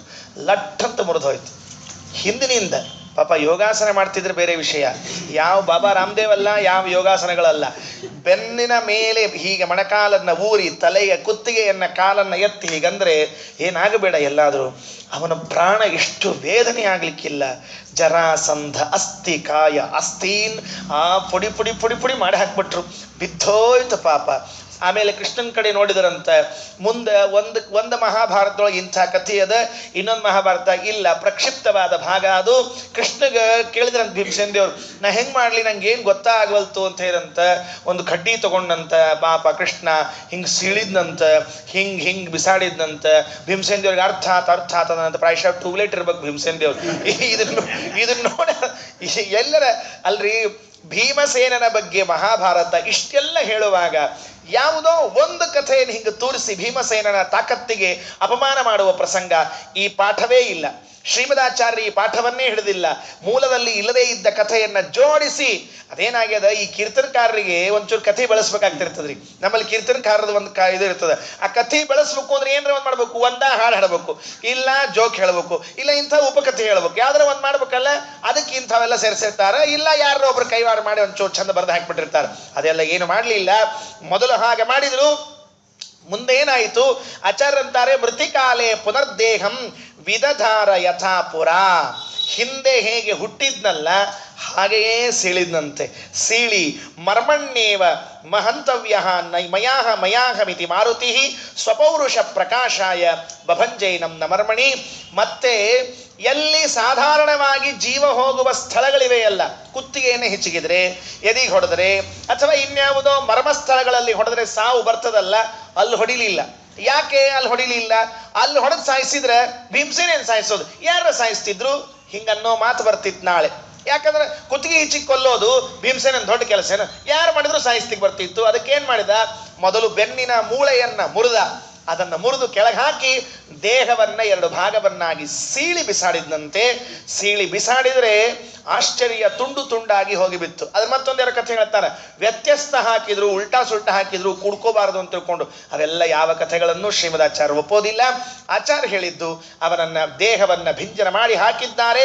ಬಭಂಜ ಪೃಷ್ಠಂ ಸಂಕ್ಷಿಪ್ಯ ನಿಷ್ಪಿಷ್ಯ ವಿರನಾದ ಚ ಕರೇಣ ಗೃಹೀತ್ವ ಚರಣಂ ದ್ವೇಧಾ ಚಕ್ರೇ ಮಹಾಬಲಃ. ಮಹಾಭಾರತ ಅಂತದೆ. 2 ಭಾಗವನ್ನ ಮಾಡಿ ಬಿಸಾಡಿದ್ರು, ಬಿದ್ದೋಯ್ತು. ಇಷ್ಟು ಕಥೆ ಹೇಳಿ ಆಗ ಕೇಳ್ತಾರೆ, ಜರಾಸಂಧನ ಸಂಹಾರ ಆಯ್ತಲ್ಲ ಪರಮಾತ್ಮ, ಇದು ನಿನಗೆ ತೃಪ್ತಿಯಾಯಿತೋ? ಧರ್ಮರಾಜ ಮಾಡಿದ ರಾಜಸೂಯಾಗ ತೃಪ್ತಿಯಾಯಿತೋ ಅಂತ ಕೇಳಿದ್ರೆ ಕೃಷ್ಣ ಅನ್ನಂತೆ, ಇಷ್ಟೂ ಗೊತ್ತಿಲ್ವೇನಯ್ಯ ನಿಂಗೆ? ಯಾಕೆ? ನಾನು ಯಾವ ಕಾರ್ಯಕ್ರಮಕ್ಕೆ ಅಟೆಂಡ್ ಆಗಿದ್ದೆ ನೋಡ್ಕೋ ಮೊದಲು ಅಂದರು. ನಾನು ಯಾವ ಕಾರ್ಯಕ್ರಮದಲ್ಲಿ ಪಾಲ್ಗೊಂಡಿದ್ದೆ? ಜರಾಸಂಧನ ಸಂಹಾರದಲ್ಲಿ ಪಾಲ್ಗೊಂಡಿದ್ದೆ. ರಾಜಸೂಯಾಗದಲ್ಲಿ ಹೊರಗೆ ನಿಂತ್ಕೊಂಡಿದ್ದೆ, ಅವ ಪಾಲ್ಗೊಂಡಿದ್ದೇ ಇಲ್ಲ. ಇಷ್ಟು ದೊಡ್ಡ ರಾಜಸೂಯಾಗ ನಡೆದಿದ್ರೆ ಕೃಷ್ಣ ಎಲ್ಲಿದ್ದು ಗೊತ್ತೇನ್ರಿ? ಹೊರಗೆ ಅಂಗಳದಾಗ ನಿಂತ್ಕೊಂಡಿದ್ದಂತವ. ಹೋಗೋರು ಬರೋ ಜೊತೆ ಎಲ್ಲ ಮಾತಾಡ್ಲಿಕ್ಕೆ ಆರಾಮಿದ್ರೆ ಚಲೋ ಅಂತ ಬೆಳಿಬಂತ. ಈ ನಮ್ಮಲ್ಲಿ ಕೆಲವರು ಇರ್ತಾರೆ ನೋಡ್ರಿ, ಒಳಗೆ ಕಾರ್ಯಕ್ರಮದ ಇರ್ತಾವ, ಹೊರಗೆ ನಿಂತ್ಬಿಟ್ಟಿರ್ತಾರೆ. ಅವ್ರಿಗೆ ಏನು ಸಂಬಂಧ ಇರೋಂಗಿಲ್ಲ ಅಂತ. ಹಾಗೆ ಕೃಷ್ಣ ಹೊರಗಡೆಗೆ ನಿಂತು ಬಿಟ್ಟಿದ್ದ ಮಹಾಭಾರತ ಹೇಳುತ್ತೆ. ಹಾಗಾಗಿ ನಾನು ಎಲ್ಲಿ ನಿಂತುಕೊಂಡೆ? ಯಾವತ್ ಪ್ರತ್ಯಕ್ಷಭೂತಂ ನಿಖಿಲ ಮಖಭುಜಂ ತರ್ಪಯ ಮಾಸಿತಾಸೌ. ಯಾಕೆ ಬಂದೆ ಅನ್ನೋದನ್ನ ಅರ್ಥ ಮಾಡಿಕೊಳ್ಳ್ರಿ. ಯಾಕೆ ಬಂದೆ? ಭೀಮಸೇನ ಜರಾಸಂಧನ ಸಂಹಾರವನ್ನ ಮಾಡಿದರೆ ಅದನ್ನ ನಂಗೆ ಸಮರ್ಪಣೆ ಮಾಡ್ತಿರ್ಲಿಲ್ವಾ? ಮಾಡೇ ಮಾಡ್ತಿದ್ದ. ಯುದ್ಧೇ ತ್ವಂ ಸ್ವಧ್ವನೇವ ಪಶುಮಿಮ ದಮಯಂ ವಿಷ್ಣುಪಕ್ಷ ಪಿಡೀಶಂ. ವಾಯುದೇವರು ಯಾವುದೇ ಕರ್ಮವನ್ನ ಮಾಡಿದರೂ ಪರಮಾತ್ಮನಿಗೆ ಸಮರ್ಪಣೆ ಮಾಡೋದಲ್ಲಿ ಮರೆಯೋದಿಲ್ಲ. ನಾವು ಮರಿತೀವಿ. ಯಾವ್ದು ಮರಿತೀವಿ? ಹೆಣ್ಣೋಣಂತೆ ಪ್ರವಚನ ಕೇಳಿದ್ವಿ, ಇಷ್ಟೊತ್ತು ಒಂದು ತಾಸು ಪ್ರವಚನ ಕೇಳಿದ್ವಿ. ಕೇಳಿ ಆದ್ಮೇಲೆ ಏನ್ ಮಾಡ್ತೀವಿ? ಎದ್ದು ಝಾಡ್ಸ್ಕೊಂಡು ಬಡ ಒಳಗೆ ಹೋಗ್ಬಿಡ್ತೀವಿ, ಮುಗಿದು ಹೋದ ಕೆಲಸ. ಮರ್ತ್ವಿ. ಏನ್ ಮರ್ತ್ವಿ? ಈ ಪ್ರವಚನ ಕರ್ಮವನ್ನ ಭಗವಂತನಲ್ಲಿ ಸಮರ್ಪಣೆ ಮಾಡಬೇಕಾಗಿತ್ತಲ್ಲ, ಮರ್ತೋಯ್ತು. ಹಾಗಾದ್ರೆ ನಾವು ಕರ್ಮ ಮಾಡಿದ್ದನ್ನ ಸಮರ್ಪಣೆ ಮಾಡೋದಕ್ಕೆ ಮರಿತೀವಿ. ಭೀಮಸೇನ ದೇವರು ಯಾವ ಕರ್ಮವನ್ನ ಮಾಡಿದರೂ ಸಮರ್ಪಣೆ ಮಾಡೋದನ್ನ ಮರೆಯೋದಿಲ್ಲ. ಅಲ್ಲೇ ಇವ ಹಸ್ತಿನಾಪುರದಲ್ಲೋ ಇಂದ್ರಪ್ರಸ್ಥದಲ್ಲೋ ಕೂತಿದ್ರೆ ಭೀಮಸೇನ ದೇವರು ಸಮರ್ಪಣೆ ಮಾಡ್ತಿದ್ರು. ಆದರೂ ಕೂಡ ಯಾವತ್ ಪ್ರತ್ಯಕ್ಷ ಭೂತಂ ನಿಖಿಲ ಮಖಭುಜಂ ತರ್ಪಯಾಮಾಸಿತಾಸೌ. ಪ್ರತ್ಯಕ್ಷವಾಗಿ ಇದ್ದು ಅವನು ಮಾಡಿದ ಎಲ್ಲ ಕರ್ಮವನ್ನ ಸಮರ್ಪಣೆ ಮಾಡಿದ್ರಂತೆ. ಸಮರ್ಪ್ಯ ಕೃತ್ಯಾನಿ ಕೃತೀಕೃತಾನಿ ವ್ಯಾಸಾಯ ಭುಮ್ನೆ ಸಕೃತಾನಿ ತಾವತ ಕರಿಷ್ಯಮಾಣಾನಿ ಚ ತಸ್ಯ ಪೂಜಾಂ ಸಂಕಲ್ಪಯಾಮಾಸ ಸಶುದ್ಧ ಬುದ್ಧಿ. ನಾರಾಯಣ ಪಂಡಿತಾಚಾರ್ಯರಂತಾರೆ, ನಮ್ಮ ಭೀಮಸೇನನ ಸ್ವಭಾವ ಏನು? ಸಮರ್ಪ್ಯ ಕೃತ್ಯಾನಿ ಕೃತೀಕೃತಾನಿ. ನಿನ್ನೆವರೆಗೆ ಮಾಡಿದ ಎಲ್ಲಾ ಕರ್ಮಗಳನ್ನು ಸಮರ್ಪಣೆ ಮಾಡಿದ್ರಂತೆ. ವೇದವ್ಯಾಸದೇವರು ಸಿಕ್ಕ ಕೂಡಲೇ ನಿನ್ನೆ ಸಮರ್ಪಣೆ ಮಾಡ್ಯಾರ, ಮತ್ತ ಮರಿಬೇಡ್ರಿ, ನಿನ್ನೆ ಸಮರ್ಪಣೆ ಮಾಡಿದ್ದಾರೆ. ನಿನ್ನೆ ದಿವಸ ಮಾಡಿದ ಕರ್ಮವನ್ನ ಸಮರ್ಪಣೆ ಮಾಡಿದ ಭೀಮಸೇನ ಇವತ್ತು ವೇದವ್ಯಾಸದೇವರು ಸಾಕ್ಷಾತ್ತಾಗಿ ಬಂದಾಗ, ಸ್ವಾಮಿ ನಿನ್ನೆ ಸಂಧ್ಯಾವಂದನೆ ಮಾಡಿದ್ದೆ, ಇವತ್ತು ಸಮರ್ಪಣೆ ಮಾಡ್ತೀನಿ. ಮೊನ್ನೆ ಶತ್ರು ಸಂಹಾರ ಮಾಡಿದ್ದೆ, ಸಮರ್ಪಣೆ ಮಾಡ್ತೀನಿ. ಅದ್ರ ಹಿಂದಿನ ದಿವಸ ದಾನ ಕೊಟ್ಟಿದ್ದೆ, ಸಮರ್ಪಣೆ ಮಾಡ್ತೀನಿ. ಅಲ್ಲ, ಅಲ್ಲಿ ಸಮರ್ಪಣೆ ಮಾಡಿಲ್ವಾ? ಮಾಡಿದ್ದೆ. ಮತ್ತಿಲ್ಯಾಕೆ ಮಾಡ್ತಾ ಇದ್ದಿ? ಮತ್ತೊಮ್ಮೆ ಸಮರ್ಪಣೆ ಮಾಡ್ತೀನಿ. ಏನ್ ಬಾಧಕ ಇದೆ ನೋಡ್ರಿ. ಇದನ್ನ ನಾವು ಅರ್ಥ ಮಾಡಿಕೊಳ್ಬೇಕು. ಈ ಊರಿನಲ್ಲಿ ಇದ್ದಾಗ ಅಧಿಕ ಮಾಸ ಅಂತ ದಾನ ಕೊಟ್ಟಿರ್ತೀವಿ, ಕೃಷ್ಣಾರ್ಪಣ ಅಂದಿರ್ತೀವಿ, ಏನ್ ತೊಂದರೆ ಇಲ್ಲ. ನಾಳೆ ಎಲ್ಲೋ ಕ್ಷೇತ್ರಕ್ಕೆ ಹೋದ್ವಿ, ಆ ಕ್ಷೇತ್ರಕ್ಕೆ ಹೋದಾಗ ಮತ್ತೆ ನೆನಪು ಮಾಡ್ಕೋಬೇಕಂತ. ಏನ್ ನೆನಪು ಮಾಡ್ಕೋಬೇಕು? ಸ್ವಾಮಿ ಈ ವರ್ಷ ಅಧಿಕ ಮಾಸ ಬಂದಿತ್ತು, ಯಥಾಯೋಗ್ಯಂ ಬ್ರಾಹ್ಮಣರಿಗೆ ದಾನವನ್ನ ಮಾಡಿದ್ದೇವೆ, ಅದನ್ನು ಪುನಃ ನಿನಗೆ ಸಮರ್ಪಣೆಯನ್ನು ಮಾಡ್ತಾ ಇದ್ದೀವಿ. ಕ್ಷೇತ್ರಸ್ಥನಾದ ಭಗವಂತನಿಗೆ ಮತ್ತೊಮ್ಮೆ ಸಮರ್ಪಣೆಯನ್ನು ಮಾಡೋದು. ಮತ್ತೆಲ್ಲೋ ಹೋಗಿರ್ತೀವಿ, ಮತ್ತೇನೋ ಕರ್ಮವನ್ನ ಮಾಡಿರ್ತೀವಿ, ಅದನ್ನು ಸಮರ್ಪಣೆ ಮಾಡೋದು. ಇದು ಒಂದು ಭಾಗ. ಆದ್ರೆ ಮುಂದೆ ಕರಿಷ್ಯಮಾಣಾನಿ ಚ ತಸ್ಯ ಪೂಜಾ, ಮುಂದೆ ಮಾಡುವಂತಹ ಕರ್ಮಗಳನ್ನು ಭಗವಂತ ಇದು ನಿನ್ನ ಪೂಜೆ ಅಂತ ಸಮರ್ಪಣೆ ಮಾಡೋದಂತೆ. ನಾಳೆ ಮಾಡುವ ಸಂಧ್ಯಾವಂದನೆಯನ್ನ ಇವತ್ತೇ ದೇವರಿಗೆ ಪೂಜೆ ಅಂತ ಒಪ್ಪಿಸ್ಲಿಕ್ಕೆ ಬರ್ತಾ ಅಂತ ಒಪ್ಪಿಸಿ ನಾಳೆ ಬಿಟ್ಬಿಡೋದ್ರಿ ಸಂಧ್ಯಾವಂದನೆ. ಬಹಳ ಬುದ್ಧಿವಂತರು ನಾವೆಲ್ಲ. ಯಾಕಂದ್ರೆ ಆಚಾರ್ಯ ಹೇಳ್ಬಿಟ್ರಲ್ಲ, ನಿನ್ನೆ ಹೇಳ್ಯಾರ, ನಾಳೆ ಒಪ್ಪಿಸ್ಬಿಡ್ರಿ ತಗೊಂಡು ಒಪ್ಪಿಸ್ಬಿಟ್ಟಿವಿ. ಕೃಷ್ಣಾರ್ಪಣೆ ಇನ್ನು ಸಂಧ್ಯಾವನೆ ಯಾಕೆ ಮತ್ತೆ ಮಾಡದೇ ಇದ್ರೆ ಬರೋದಿಲ್ಲ, ಚೆಕ್ ಬೌನ್ಸ್ ಆಗ್ತದೆ, ನೆನಪಿಟ್ಕೊಳ್ರಿ. ಅಡ್ವಾನ್ಸ್ ಚೆಕ್ ಕೊಟ್ಟಿರಿ, ನೀವು ಕೊಟ್ಟ ಮೇಲೆ ಕ್ಯಾಶ್ ಅಲ್ಲಿ ಅಕೌಂಟ್ ಅಲ್ಲಿ ಹಣ ಇಡಬೇಕು, ಇಡದೇ ಇದ್ರೆ ಚೆಕ್ ಬೌನ್ಸ್ ಆಗುತ್ತೆ. ಬೌನ್ಸ್ ಆದ್ರೆ ಜೈಲಿಗೆ ಹಾಕ್ತಾರೆ. ಆದ್ರಿಂದ ಸಂಧ್ಯಾವಂದನೆ ನಾಳೆ ಇದನ್ನ ನೀವು ಸಮರ್ಪಣೆ ಮಾಡಿ ನಾಳೆ ಮಾಡದೇ ಇದ್ರೆ ಚೆಕ್ ಬೌನ್ಸ್ ಒಳಗೆ ಹಾಕಿ ನಿಮ್ಮನ್ನ. ಆದ್ದರಿಂದ ಭೀಮಸೇನ ದೇವರು ಹಿಡಿಂಬಾಸುರನ ಸಂಹಾರ ಮಾಡಿದಾಗಲೇ ಜರಾಸಂಧನ ಸಂಹಾರದ ಸಂಕಲ್ಪವನ್ನ ಮಾಡಿಯಾಗಿತ್ತು, ಕರ್ಮವನ್ನ ಒಪ್ಪಿಸಿ ಬಿಟ್ಟಿದ್ರು. ಯಾವತ್ ಪ್ರತ್ಯಕ್ಷ ಭೂತಂ ನಿಖಿಲ ಮಖಭುಜಂ ತರ್ಪಯ ಮಾಸಿತಾಸೌ, ಎದುರಿನಲ್ಲೇ ನಿಂತು ಸ್ವೀಕಾರ ಮಾಡಿದ್ರಂತೆ. ಯಾಕೆ ಅಂದ್ರೆ ನನಗೆ ರಾಜಸೂಯ ಯಾಗದಕ್ಕಿಂತಲೂ ಭೀಮಸೇನ ಮಾಡಿದ ಜರಾಸಂಧನ ವಧೆಯೇ ಶ್ರೇಷ್ಠವಾದದ್ದು, ಅದೇ ನನಗೆ ಪ್ರೀತಿ ಪಾತ್ರವಾದದ್ದು. ಯಾಕೆ ಗೊತ್ತಾ? ಯಾಕೆ? ಅಲ್ಲೇನಿತ್ತು ಇಲ್ಲೇನಿತ್ತು ಹೇಳಿ ನೋಡೋಣ. ಅಲ್ಲೇನು ಧರ್ಮರಾಜ ಮಾಡಿದ್ದೇನು ದೊಡ್ಡದಲ್ಲ, ಅಲ್ಲೇನು ದೊಡ್ಡದಲ್ಲ. ಅವೇನು ತುಪ್ಪ ಕೃಷ್ಣಾಯ ಸ್ವಾಹ, ಇಂದ್ರಾಯ ಸ್ವಾಹ, ಚಂದ್ರಾಯ ಸ್ವಾಹ, ಮತ್ತೊಬ್ಬಾಯ ಸ್ವಾಹ, ಮೊಗದೊಬ್ಬಾಯ ಸ್ವಾಹ ಅಂತ ಇಷ್ಟೇ ಹಾಕೊಂಡು ಹೋಗ್ಯಾನ ಹೊರತಾಗಿ ಅಲ್ಲೇನಾಗಿಲ್ಲ. ಮತ್ತಿಲ್ಲೇನಾಗಿದೆ? ಜರಾಸಂಧನನ್ನ ಕೊಂದದ್ದಕ್ಕಾದ ಲಾಭ ಏನು? ಶ್ರೀಮದಾಚಾರ್ಯರಂತಾರೆ, ಜರಾಸಂಧನನ್ನ ಸಂಹಾರ ಮಾಡಿದ್ದಕ್ಕೆ 22,800 ಜೀವಗಳು ಬದುಕಿದವು ಅಂತ ಹೇಳ್ತಾರೆ. ಅದು ಗ್ರೇಟ್. ಯಾವುದು ಹೆಚ್ಚಾಯಿತು? ಯಾವುದು ಹೆಚ್ಚಾಯಿತು? ತುಪ್ಪ ಹಾಕಿದ್ದು ಹೆಚ್ಚಾಗಲಿಲ್ಲ ಕೃಷ್ಣನ ದೃಷ್ಟಿಯಲ್ಲಿ. ತುಪ್ಪ, ಎಳ್ಳು, ಹಾಲು, ಸಮಿತ್ತು ನನಗೆ ಬೇಕಾಗಿಲ್ಲ. ಜನ ಉಳಿಬೇಕು, ಬದುಕಬೇಕು. ಯಾರು ಬದುಕಿಸ್ತಾರಲ್ಲ ಅದು ನಿಜವಾದ ಯಜ್ಞ. ನಾನಾ ಜನಸ್ಯ ಶುಶ್ರೂಷ ಕರ್ತವ್ಯ ಕರವನ್ವಿತೇಹೆ. ಶ್ರೀಮದಾಚಾರ್ಯರು ಗೀತಾ ತಾತ್ಪರ್ಯದ 6ನೇ ಅಧ್ಯಾಯದಲ್ಲಿ ಹೇಳುವಾಗ ಒಂದು ಮಾತಂತಾರೆ, 6 ವೃಕ್ಷೋರ್ ಮುನೇರ್ ಯೋಗಂ ಕರ್ಮ ಕಾರಣ ಮುಚ್ಚತೆ, ಯೋಗಾರೂಢಸ್ಯ ತಸ್ಸೈವ ಶಮಃ ಕಾರಣ ಮುಚ್ಚತೆ. ಯಾರಿಗೆ ಅಪರೋಕ್ಷ ಜ್ಞಾನ ಆಗಬೇಕು ಅಂತಿದೆಯೋ ಅವರು ಸಮಾಜದ ಸೇವೆಯನ್ನ ಮಾಡಲೇಬೇಕು.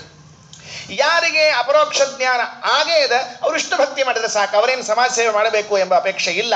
ಆದರೆ ನಮ್ಮಂಥವರಿಗೆ ಇನ್ನೂ ಅಪರೋಕ್ಷ ಜ್ಞಾನ ಆಗದೇ ಇರುವಂತಹ ನಾವೆಲ್ಲ ಏನಿದ್ದೀವಿ, ನಾವೆಲ್ಲ ಸಮಾಜ ಸೇವೆಯನ್ನ ಮಾಡಲೇಬೇಕು.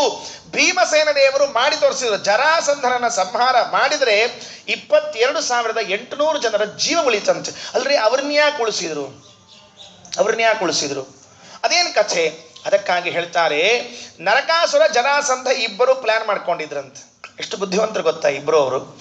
ಜರಾಸಂಧ ಊರಿನಲ್ಲಿರುವ ಎಲ್ಲ ಗಂಡಸರನ್ನ, ಊರಿನಲ್ಲಿ ಅಂದ್ರೆ ಅರ್ಥಾತ್ ಅವತ್ತಿನ ಪ್ರದೇಶ ಎಷ್ಟಿತ್ತೋ, ಎಷ್ಟು ಬೆಳೆದಿತ್ತೋ ಅಲ್ಲಿದ್ದ ಎಲ್ಲ ಗಂಡಸರನ್ನ, ಮದುವೆ ಆಗದೇ ಇದ್ದವರನ್ನ, ಅವಿವಾಹಿತರನ್ನ ತಂದು ಬಂಧಿಯಲ್ಲಿ ಇಟ್ಬಿಟ್ಟಿದ್ದ. ಏನ್ ಮಾಡ್ಬೇಕಂತ ಮಾಡಿದ್ದ? ನರಮೇಧವನ್ನ ಮಾಡಬೇಕು ಅಂತ ಇಟ್ಕೊಂಡಿದ್ದ. ನರಬಲಿಯನ್ನ ಕೊಟ್ಟು ಯಾಗ ಮಾಡಬೇಕು. ಯಾರಿಗೆ? ಶಿವನ ಹೆಸರಿನಲ್ಲಿ ನರಮೇಧವನ್ನ ಮಾಡಬೇಕು ಅಂತ 23,000ಕ್ಕೆ 200 ಕಡಿಮೆ ಜನರನ್ನ ತಂದಿಟ್ಬಿಟ್ಟಿದ್ದಾನೆ.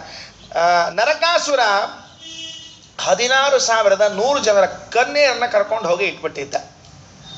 ಅವ ಅವಿವಾಹಿತ ಕನ್ಯೆಯರನ್ನ ಕರ್ಕೊಂಡು ಹೋಗಿ ಅವನಿಟ್ಕೊಂಡಾನೆ, ಅವಿವಾಹಿತ ಪುರುಷನ ಕರ್ಕೊಂಡು ಹೋಗಿ ಇವರು ಇಟ್ಕೊಂಡಾರೆ. ಏನಿದು? ಏನು ಉದ್ದೇಶ ಇಬ್ಬರದ್ದು? ಇಷ್ಟೇ ಉದ್ದೇಶ. ಇಷ್ಟು ಶಾರ್ಟೇಜ್ ಬಂತು ಅಂತ ಇಟ್ಕೊಳ್ರಿ. ಒಮ್ಮಿಂದೊಮ್ಮೆಲೆ 22,800 ವರಗಳಿಗೆ ನಿಕಾಲಿ ಆಗ್ಬಿಟ್ರೆ ಇಷ್ಟು ಕನ್ಯಾ ಏನಾಗ್ಬೇಕು? ಕನ್ಯಾಕುಮಾರಿನೇ ಆಗ್ಬೇಕು, ಇನ್ನೇನಾಗಂಗಿಲ್ಲೇ ಇಲ್ಲ. ಅವ್ರೇನ್ ಮಾಡೋ ಹಂಗಿಲ್ಲೇ ಇಲ್ಲ, ಮದುವೆ ಇಲ್ಲ, ಮಕ್ಕಳಿಲ್ಲ, ಏನಿಲ್ಲ. ಇಷ್ಟು ಕನ್ಯಾಗಳು ಒಮ್ಮಿಂದೊಮ್ಮೆಲೆ ಶಾರ್ಟೇಜ್ ಬಂದ್ರೆ ಈ ವರ ಏನ್ ಮಾಡ್ಬೇಕು? ಅವೇನಿಲ್ಲ, ಭೀಷ್ಮ ಪಂಚಕ ಅಷ್ಟೇ, ಮತ್ತೇನಿಲ್ಲ. ಭೀಷ್ಮಾಷ್ಟಮಿಗೆ ಇನ್ನೇನಿಲ್ಲ. ಅಂದ ಮೇಲೆ ಇವರಿಗೆ ಮದುವೆ ಇಲ್ಲ, ಮಕ್ಕಳಿಲ್ಲ, ಇವರಿಗೆ ಮದುವೆ ಇಲ್ಲ, ಮಕ್ಕಳಿಲ್ಲ ಅಂದ ಮೇಲೆ ಆ ರಾಜ್ಯ ಯಾರ ಹೆಸರಿಗೆ ಹೋಗ್ಬೇಕು? ನಮ್ಮ ಹೆಸರಿಗೆ ಬರಬೇಕು ಅಂತ ಪ್ಲಾನ್ ಮಾಡಿದವರು ಜರಾಸಂಧ ನರಕಾಸುರ. ಈ ದೇಶದಲ್ಲಿ ಬ್ರಿಟಿಷರು ಅಂಥ ನಿಯಮವನ್ನು ತಂದಿದ್ರು. ಡೌಲ್ ಹೌಸಿ ಅಂತ ಬಂದಿದ್ದ ಪುಣ್ಯಾತ್ಮ. ಆತ ನಿಯಮವನ್ನು ತಂದಿದ್ದ. ಏನು ಅಂದ್ರೆ, ಮಕ್ಕಳಿಲ್ಲದವರ ರಾಜ್ಯ ಬ್ರಿಟಿಷ್ ಗೌರ್ಮೆಂಟ್ಗೆ, ಈ ಕಂಪನಿ ಇತ್ತಲ್ಲ ಅದಕ್ಕೆ ಕೊಡಬೇಕು ಅಂತ ವ್ಯವಸ್ಥೆ ಮಾಡಿದ್ದ. ಈಸ್ಟ್ ಇಂಡಿಯಾ ಕಂಪನಿ ಕೊಡಬೇಕು ಅಂತ. ಇದನ್ನು ಮೊದಲು ತಂದವರು ಜರಾಸಂಧ ನರಕಾಸುರ. ನಾವೆಲ್ಲ ಇವರು ತಂದಾರಂತ ತಿಳ್ಕೊಂಡಿದ್ವಿ. ಬಹಳ ಹೊಸದಾಗಿ ತಂದಾರೆ ಇವರು, ಹಂಗೇನಿಲ್ಲ. ಅದರ ಅರ್ಥ ಅವ್ರು ಜರಾಸಂಧನ ಅವತಾರ ಅಂತ ಅರ್ಥ, ಬೇರೆ ಏನಿಲ್ಲೇ ಇಲ್ಲ. ಅಥವಾ ನರಕಾಸುರನ ಸಂಬಂಧಿಕರು ಇರಬೇಕು. ಆ ವ್ಯವಸ್ಥೆಯನ್ನ ಮಾಡಿದ್ರು ನರಕಾಸುರ ಮತ್ತು ಜರಾಸಂಧ. ನರಕಾಸುರನಲ್ಲಿ ಇದ್ದ 16,100 ಮಂದಿಯನ್ನ ಕೃಷ್ಣ ಬಿಡುಗಡೆ ಮಾಡಿಸಿದ, ಸ್ವಂತ ಹೋಗಿ ನಿಂತ್ಕೊಂಡು. ಜರಾಸಂಧನಲ್ಲಿ ಇರುವಂತಹ 22,800 ಜನರನ್ನ ಭೀಮನ ಕಡೆಯಿಂದ ಬಿಡುಗಡೆ ಮಾಡಿಸಿದ್ದಾನೆ. ಇದು ದೊಡ್ಡ ಸಮಾಜ ಸೇವೆ ಶ್ರೀಕೃಷ್ಣ ಮಾಡಿದ್ದು, ಭೀಮಸೇನ ಮಾಡಿದ್ದು. ಕೃಷ್ಣ ಅಂತಾನೆ, ನಂಗೆ ಅದು ಪ್ರೀತಿ ಆಗಲಿಲ್ಲ. ಯಾವುದು? ತುಪ್ಪ ಹಾಕೋದು ಕೂತಿದ್ದು ನಂಗೇನು ಪ್ರೀತಿ ಆಗಲಿಲ್ಲ. ಮತ್ತೆ ಯಾವ್ದು ಪ್ರೀತಿ ಆಯಿತು? ಇಷ್ಟು ಜನರು ಬದುಕಿದ್ರಲ್ಲ, ಇಷ್ಟು ವರ್ಣಾಶ್ರಮ ಧರ್ಮಗಳು ಮುಂದೆ ಪರಂಪರೆ ನಡೀತಲ್ಲ, ಇದು ನನಗೆ ಪ್ರಿಯವಾದದ್ದು. ನನಗೆ ಪ್ರಿಯವಾದದ್ದು ಯಾವುದು ಅಂದರೆ, ಸಮಾಜವನ್ನ ಎತ್ತಿ ಕಟ್ಟುವ, ಬೆಳೆಸುವ, ವೃದ್ಧಿಪಡಿಸುವಂತಹದ್ದಿದೆಯಲ್ಲ, ಅದು ನನಗೆ ಬಹಳ ಪ್ರೀತಿ ಅಂತ ತಿಳಿಸಿಕೊಟ್ಟ ಭೀಮಸೇನ ಈ ಕಥೆಯಲ್ಲಿ. ಒಮ್ಮೆ ಹೊರಟಿದ್ರಂತೆ, ಕಾಶಿಯಿಂದ ರಾಮೇಶ್ವರಕ್ಕೆ 4-6 ಸನ್ಯಾಸಿಗಳು ಹೊರಟಿದ್ರಂತೆ. ಕಾಶಿಯಿಂದ ರಾಮೇಶ್ವರಕ್ಕೆ 4-6 ಸನ್ಯಾಸಿಗಳು ಹೊರಟಿರುವಾಗ ನಮ್ಮ ಕಾಶಿ ಯಾತ್ರೆ ಮಾಡಿ ಬಂದವ್ರದ್ದು ಒಂದು ನಿಯಮ. ಕಾಶಿಯಲ್ಲಿ ಗಂಗಾನ್ನ ತುಂಬ್ಕೋಬೇಕು, ಗಿಂಡಿ ಅದನ್ನ ಕಟ್ಕೋಬೇಕು, ತಗೊಂಡು ಬಂದು ರಾಮೇಶ್ವರದಲ್ಲಿ ಈಶ್ವರನ ತಲೆ ಮೇಲೆ ಹಾಕಬೇಕು. ಅವನಿಗೆ ಬಹಳ ಪ್ರೀತಿ ಆಗ್ತಾವ. ಗಂಗಾ ಹತ್ರ ಕೂತಿಲ್ಲ, ದೂರ ಇದ್ದಾನ ಅಂಬೋದಕ್ಕೆ ಅವನಿಗೆ ತಂದು ಹಾಕಬೇಕು ಅಂತ ಏನೋ ಪ್ರೀತಿ. ತಗೊಂಡು ಬರ್ತಾ ಇದ್ದಾರೆ. ಮಧ್ಯದಲ್ಲಿ ಒಂದು ದೊಡ್ಡ ಕಾಡು ಬಂತು. 10 ಜನ ಸನ್ಯಾಸಿಗಳು ಗಿಂಡಿ ಇಟ್ಕೊಂಡು ಹೊರಟಾರ. ಹೋಗುವಾಗ ದಾರಿಯಲ್ಲಿ ಒಂದು ಒಂಟಿ, ಪಾಪ ಒಂಟಿ ಏನಾಗಿತ್ತು ಅಂದ್ರೆ, ಅದು ಬಿಸಿಲಿಗೆ ನೀರು ಸಿಗದೆ ತಲೆ ಸುತ್ತಿ ಬಂದು ಬಿದ್ದಿತ್ತು. ಅದನ್ನು ನೋಡಿದ್ರು. ಕೆಲವು ಸನ್ಯಾಸಿಗಳೆಲ್ಲ ಅಯ್ಯೋ ಪಾಪ ಅಂದ್ರು ಮುಂದೆ ಹೋಗ್ಬಿಟ್ರು. ನಮ್ಮಲ್ಲಿ ಹಂಗಂತಿರ್ತಾರೆ ನೋಡ್ರಿ, ಯಾರ ಬಿದ್ದಿದ್ರೆ ಅಯ್ಯೋ ಪಾಪ ಬಿದ್ರೆ ಅಂತ ಇಷ್ಟೊಂದು ಹೋಗ್ಬಿಡ್ತಾರೆ, ಮುಂದೆ ಏನು ಮಾಡೋದಿಲ್ಲ ಬಿಡೋದಿಲ್ಲ. ಅದು ಅಯ್ಯೋ ಪಾಪ ಅಂದ್ರು ಮುಂದೆ ಹೋಗ್ಬಿಟ್ರು. ಕೊನೆ ಒಬ್ಬ ಸನ್ಯಾಸಿ ಇದ್ನಲ್ಲ, ಆತ ಏನ್ ಮಾಡಿದ ಅಂದ್ರೆ ಆ ಗಂಗಾ ಗಿಂಡಿಯನ್ನ ಬಿಚ್ಚಿ ಒಂಟೆಯ ಬಾಯಲ್ಲಿ ಸುರಿದ. ಆ ಒಂಟಿ ನೀರು ಕುಡಿದು ಎದ್ದು ಟಣ್ಣನ್ ಜಿಗಿದು ಮುಂದೆ ಹೋಗ್ಬಿಡ್ತು. ಹೋದ್ರೆ ಇವರೆಲ್ಲ ಏನ್ರಿ ಸ್ವಾಮಿಗಳು ಹಿಂಗ್ ಮಾಡ್ಬಿಟ್ರಿ ಅಂದ್ರೆ, ಏನು ಆ ಗಂಗಾನ ಒಯ್ದು ಈಶ್ವರನ ತಲೆ ಮೇಲೆ ಹಾಕ್ಬೇಕು ಅಂತ ಇಟ್ಕೊಂಡಿದ್ವಿ, ಇಲ್ಲೆಲ್ಲಿ ಹಾಕ್ಬಿಟ್ರಿ ಅಂತ ಕೇಳಿದ್ರಂತೆ. ಅದಕ್ಕೆ ಆ ಸ್ವಾಮಿಗಳು ಹೇಳಿದ್ರಂತ, ಅಲ್ಲಿ ಆಗಿದ್ರೆ ತಲೆ ಮೇಲೆ ಹಾಕ್ತಿದ್ದೆ, ಇಲ್ಲಿ ಆಗಿದ್ದಕ್ಕೆ ಬಾಯಾಗ ಹಾಕಿ ನೆನಪಿಟ್ಕೊಳ್ರಿ ಅಂತ ಹೇಳಿದ್ರಂತೆ. ಅಲ್ಲಿ ಆಗಿದ್ರೆ ಈಶ್ವರನ ತಲೆ ಮೇಲೆ ಸುರಿದು ಬಿಡ್ತಿದ್ದೆ, ಇಲ್ಲಾಗಿದ್ದಕ್ಕೆ ಈಶ್ವರನ ಬಾಯಲ್ಲೇ ಹಾಕಿದ್ದೀನಿ. ನಾನಾ ಜನಸ್ಸ ಶುಶ್ರೂಷಾ ಕರ್ಮಾಖ್ಯ ಕರವನ್ಮಿತೇಹೆ, ನಾವು ದೇವರಿಗೆ ಮಾಡುವಂತಹ ಸೇವೆ ಇದು ಅಂತ ಶ್ರೀಮದಾಚಾರ್ಯರು ಗೀತಾ ತತ್ವದಲ್ಲಿ ಹೇಳ್ತಾರೆ. ಬರೇ ಬಾಯಿಂದ ಆಗ್ಲಿಲ್ಲ ನಮ್ಮ ಆಚಾರ್ಯರು, ಭೀಮನಾಗಿದ್ದಾಗ ಮಾಡಿ ತೋರಿಸಿದ್ದಾರೆ. ಅಷ್ಟು ಜನರ ಜೀವವನ್ನ ಉಳಿಸಿ ಪರಮಾತ್ಮನಿಗೆ ಪ್ರಿಯವಾದ ಕೆಲಸವನ್ನ ಮಾಡ್ತಾರೆ. ದೇವರನ್ನ ನೀ ಮಾಡುವ ಈ ಕೆಲಸವನ್ನ ನಾನು ಎದುರಿಗೆ ಕೂತು ನೋಡ್ತೀನಪ್ಪ, ನನಗದು ಪ್ರಿಯವಾಗತ್ತೆ ಅಂತ ಹೇಳಿ ಜರಾಸಂಧ ಸಂಹಾರವನ್ನ ಎದುರಿನಲ್ಲಿ ನಿಂತು ನೋಡ್ತಾರೆ. ತಾವತ್ಯ ಯೋಜಿತೃಪ್ತ್ಯ ಕಿಮುವದ ಭಗವನ್ ರಜಸೂಯಾಶ್ವಮೇಧೆ. ಎಂತಹ ಅದ್ಭುತವಾದ ಮೆಸೇಜ್ ನೋಡ್ಕೊಳ್ರಿ. ಮಹಾಭಾರತವನ್ನ ರಾಮಾಯಣವನ್ನ ಸುಮ್ಮನೆ ಏನೋ ಕಥೆ ಮನೋರಂಜಕ ಸಾಯಂಕಾಲ ಒಂದು ಹೊತ್ತು ಕೇಳೋದು, ಮತ್ತ ಗಂಡಸರಿಗೆ ಬೇರೆ ಕೆಲಸ ಇರಂಗಿಲ್ಲ, ಹೆಣ್ಮಕ್ಳಿಗೆ ಬಸ್ ಆಗ್ತಿರ್ತಾವ, ಹಿಂಗೇನೋ ಒಂದು ಪ್ರವಚನ ಕೇಳೋದು, ಹಿಂಗೆಲ್ಲ ಅನ್ಕೊಳ್ಳಿಕ್ ಹೋಗ್ಬೇಡ್ರಿ. ಅದ್ರೊಳಗೂ ಮತ್ತೆ ಪಾಪ ಏನಿರ್ತಾವಂದ್ರೆ ಉಪನ್ಯಾಸಗಳು ಸೋಮವಾರ ಬರಬಾರ್ದ್ರಿ, ಬಹಳ ಬೇಸರ ಆಗ್ತದವ್ರಿ. ಸೋಮವಾರ ಬಂದ್ರೆ ಬತ್ತಿ ಮಾಡೋ ಹಂಗಿಲ್ಲ, ಆ ಸೋಮವಾರದ ದಿವಸ ಪೂರ್ಣ ಆಚಾರ ಮುಖ ನೋಡ್ಕೋತ್ ಕೊಡ್ಬೇಕಾಗ್ತದೆ. ಹಿಂಗಾಗಿ ಬಹಳ ಸಮಸ್ಯೆ ಇರ್ತದೆ. ಅದಕ್ಕೆ ಉಳಿದ ದಿವಸ ಆದ್ರೆ ಬಹಳ ಪ್ರವಚನ ರುಚಿ ಇರ್ತದೆ. ಹಂಗೆಲ್ಲ ಏನೋ ಸಾಯಂಕಾಲ ಕೇಳುವಂತಹದ್ದಲ್ಲ ಇದು ಕೇಳುವುದು ನಮ್ಮ ಆತ್ಮೋದ್ಧಾರಕ್ಕಾಗಿ ಕೇಳಬೇಕು. ನಾವು ಇದನ್ನ ಜೀವನದಲ್ಲಿ ಅಳವಡಿಸಿಕೊಳ್ಳಬೇಕು ಅನ್ನೋದಕ್ಕಾಗಿ ದೇವರಿಗೆ ಯಾವುದು ಪ್ರಿಯ ಅನ್ನೋದನ್ನ ಮೆಸೇಜ್ ಹೇಳಿದ್ದಾನೆ ಮಹಾಭಾರತದಲ್ಲಿ. ತಾವತ್ಯ ಯೋಜಿತೃಪ್ತ್ಯ ಕಿಮುವದ ಭಗವನ್ ರಾಜಸೂಯಾಶ್ವಮೇಧೆ. ನಾವು ದಾನ ತಗೊಳ್ತಿರ್ತೀವಿ, ನಾವೆಷ್ಟು ಬುದ್ಧಿವಂತರಿದ್ದೀವಿ ನೋಡ್ರಿ. ದಾನ ತಗೋಬೇಕಾದ್ರೆ ಯಾರೋ ಅಪರಿಚಿತರ ದಾನ ಕೊಟ್ರು ಅಂತ ಇಟ್ಕೊಳ್ರಿ, ಅಲ್ಲಿಡ್ರಿ ಅಂತ ಹೇಳಿ ಅಲ್ಲಿಡಿಸ್ತೀವಿ. ನಮಗೆ ಬೇಕಾದವರು ಇದ್ರು ಅಂತ ಇಟ್ಕೊಳ್ರಿ, ದಾನ ಕೊಡ್ಲಿಕ್ಕೆ ಇಲ್ಲಿ ಕೊಡ್ರಿ ಅಂತೀವಿ. ಅದನ್ಯಾಕೆ ಅಲ್ಲಿ ಇಟ್ಟಿಪ್ಪ, ಇದನ್ಯಾಕೆ ಇಲ್ಲಿ ತಗೊಂಡು ಅಂದ್ರೆ ಏನರ್ಥ ಅದಕ್ಕೆ? ಇಲ್ಲಿ ತಗೊಳ್ಳೋದು ನಮಗೆ ಬೇಕಾದವರು ಅಂತ ತೋರಿಸ್ತದ, ಅಲ್ಲಿ ಇಡಿಸೋದು ನಮಗೆ ಬೇಕಾಗಿಲ್ಲ ಅಂತ ತೋರಿಸ್ತದ. ಭೀಮ ಮಾಡಿದ ಕರ್ಮವನ್ನು ಎದುರಿಗೆ ಕೂತ್ ತಗೊಂಡ ಕೃಷ್ಣ ನನಗೆ ಬೇಕಾದವ ಅಂತ ತೋರಿಸಿದ. ಉಳಿದವ್ರು ಮಾಡಿದ ಕರ್ಮ ಅಲ್ಲಿ ಇಟ್ಟದ್ದು. ರಾಜಸೂಯ ಮಾಡಿದ್ನಲ್ಲ ಧರ್ಮರಾಜ, ಅದು ಇಟ್ಟು ದಾನ.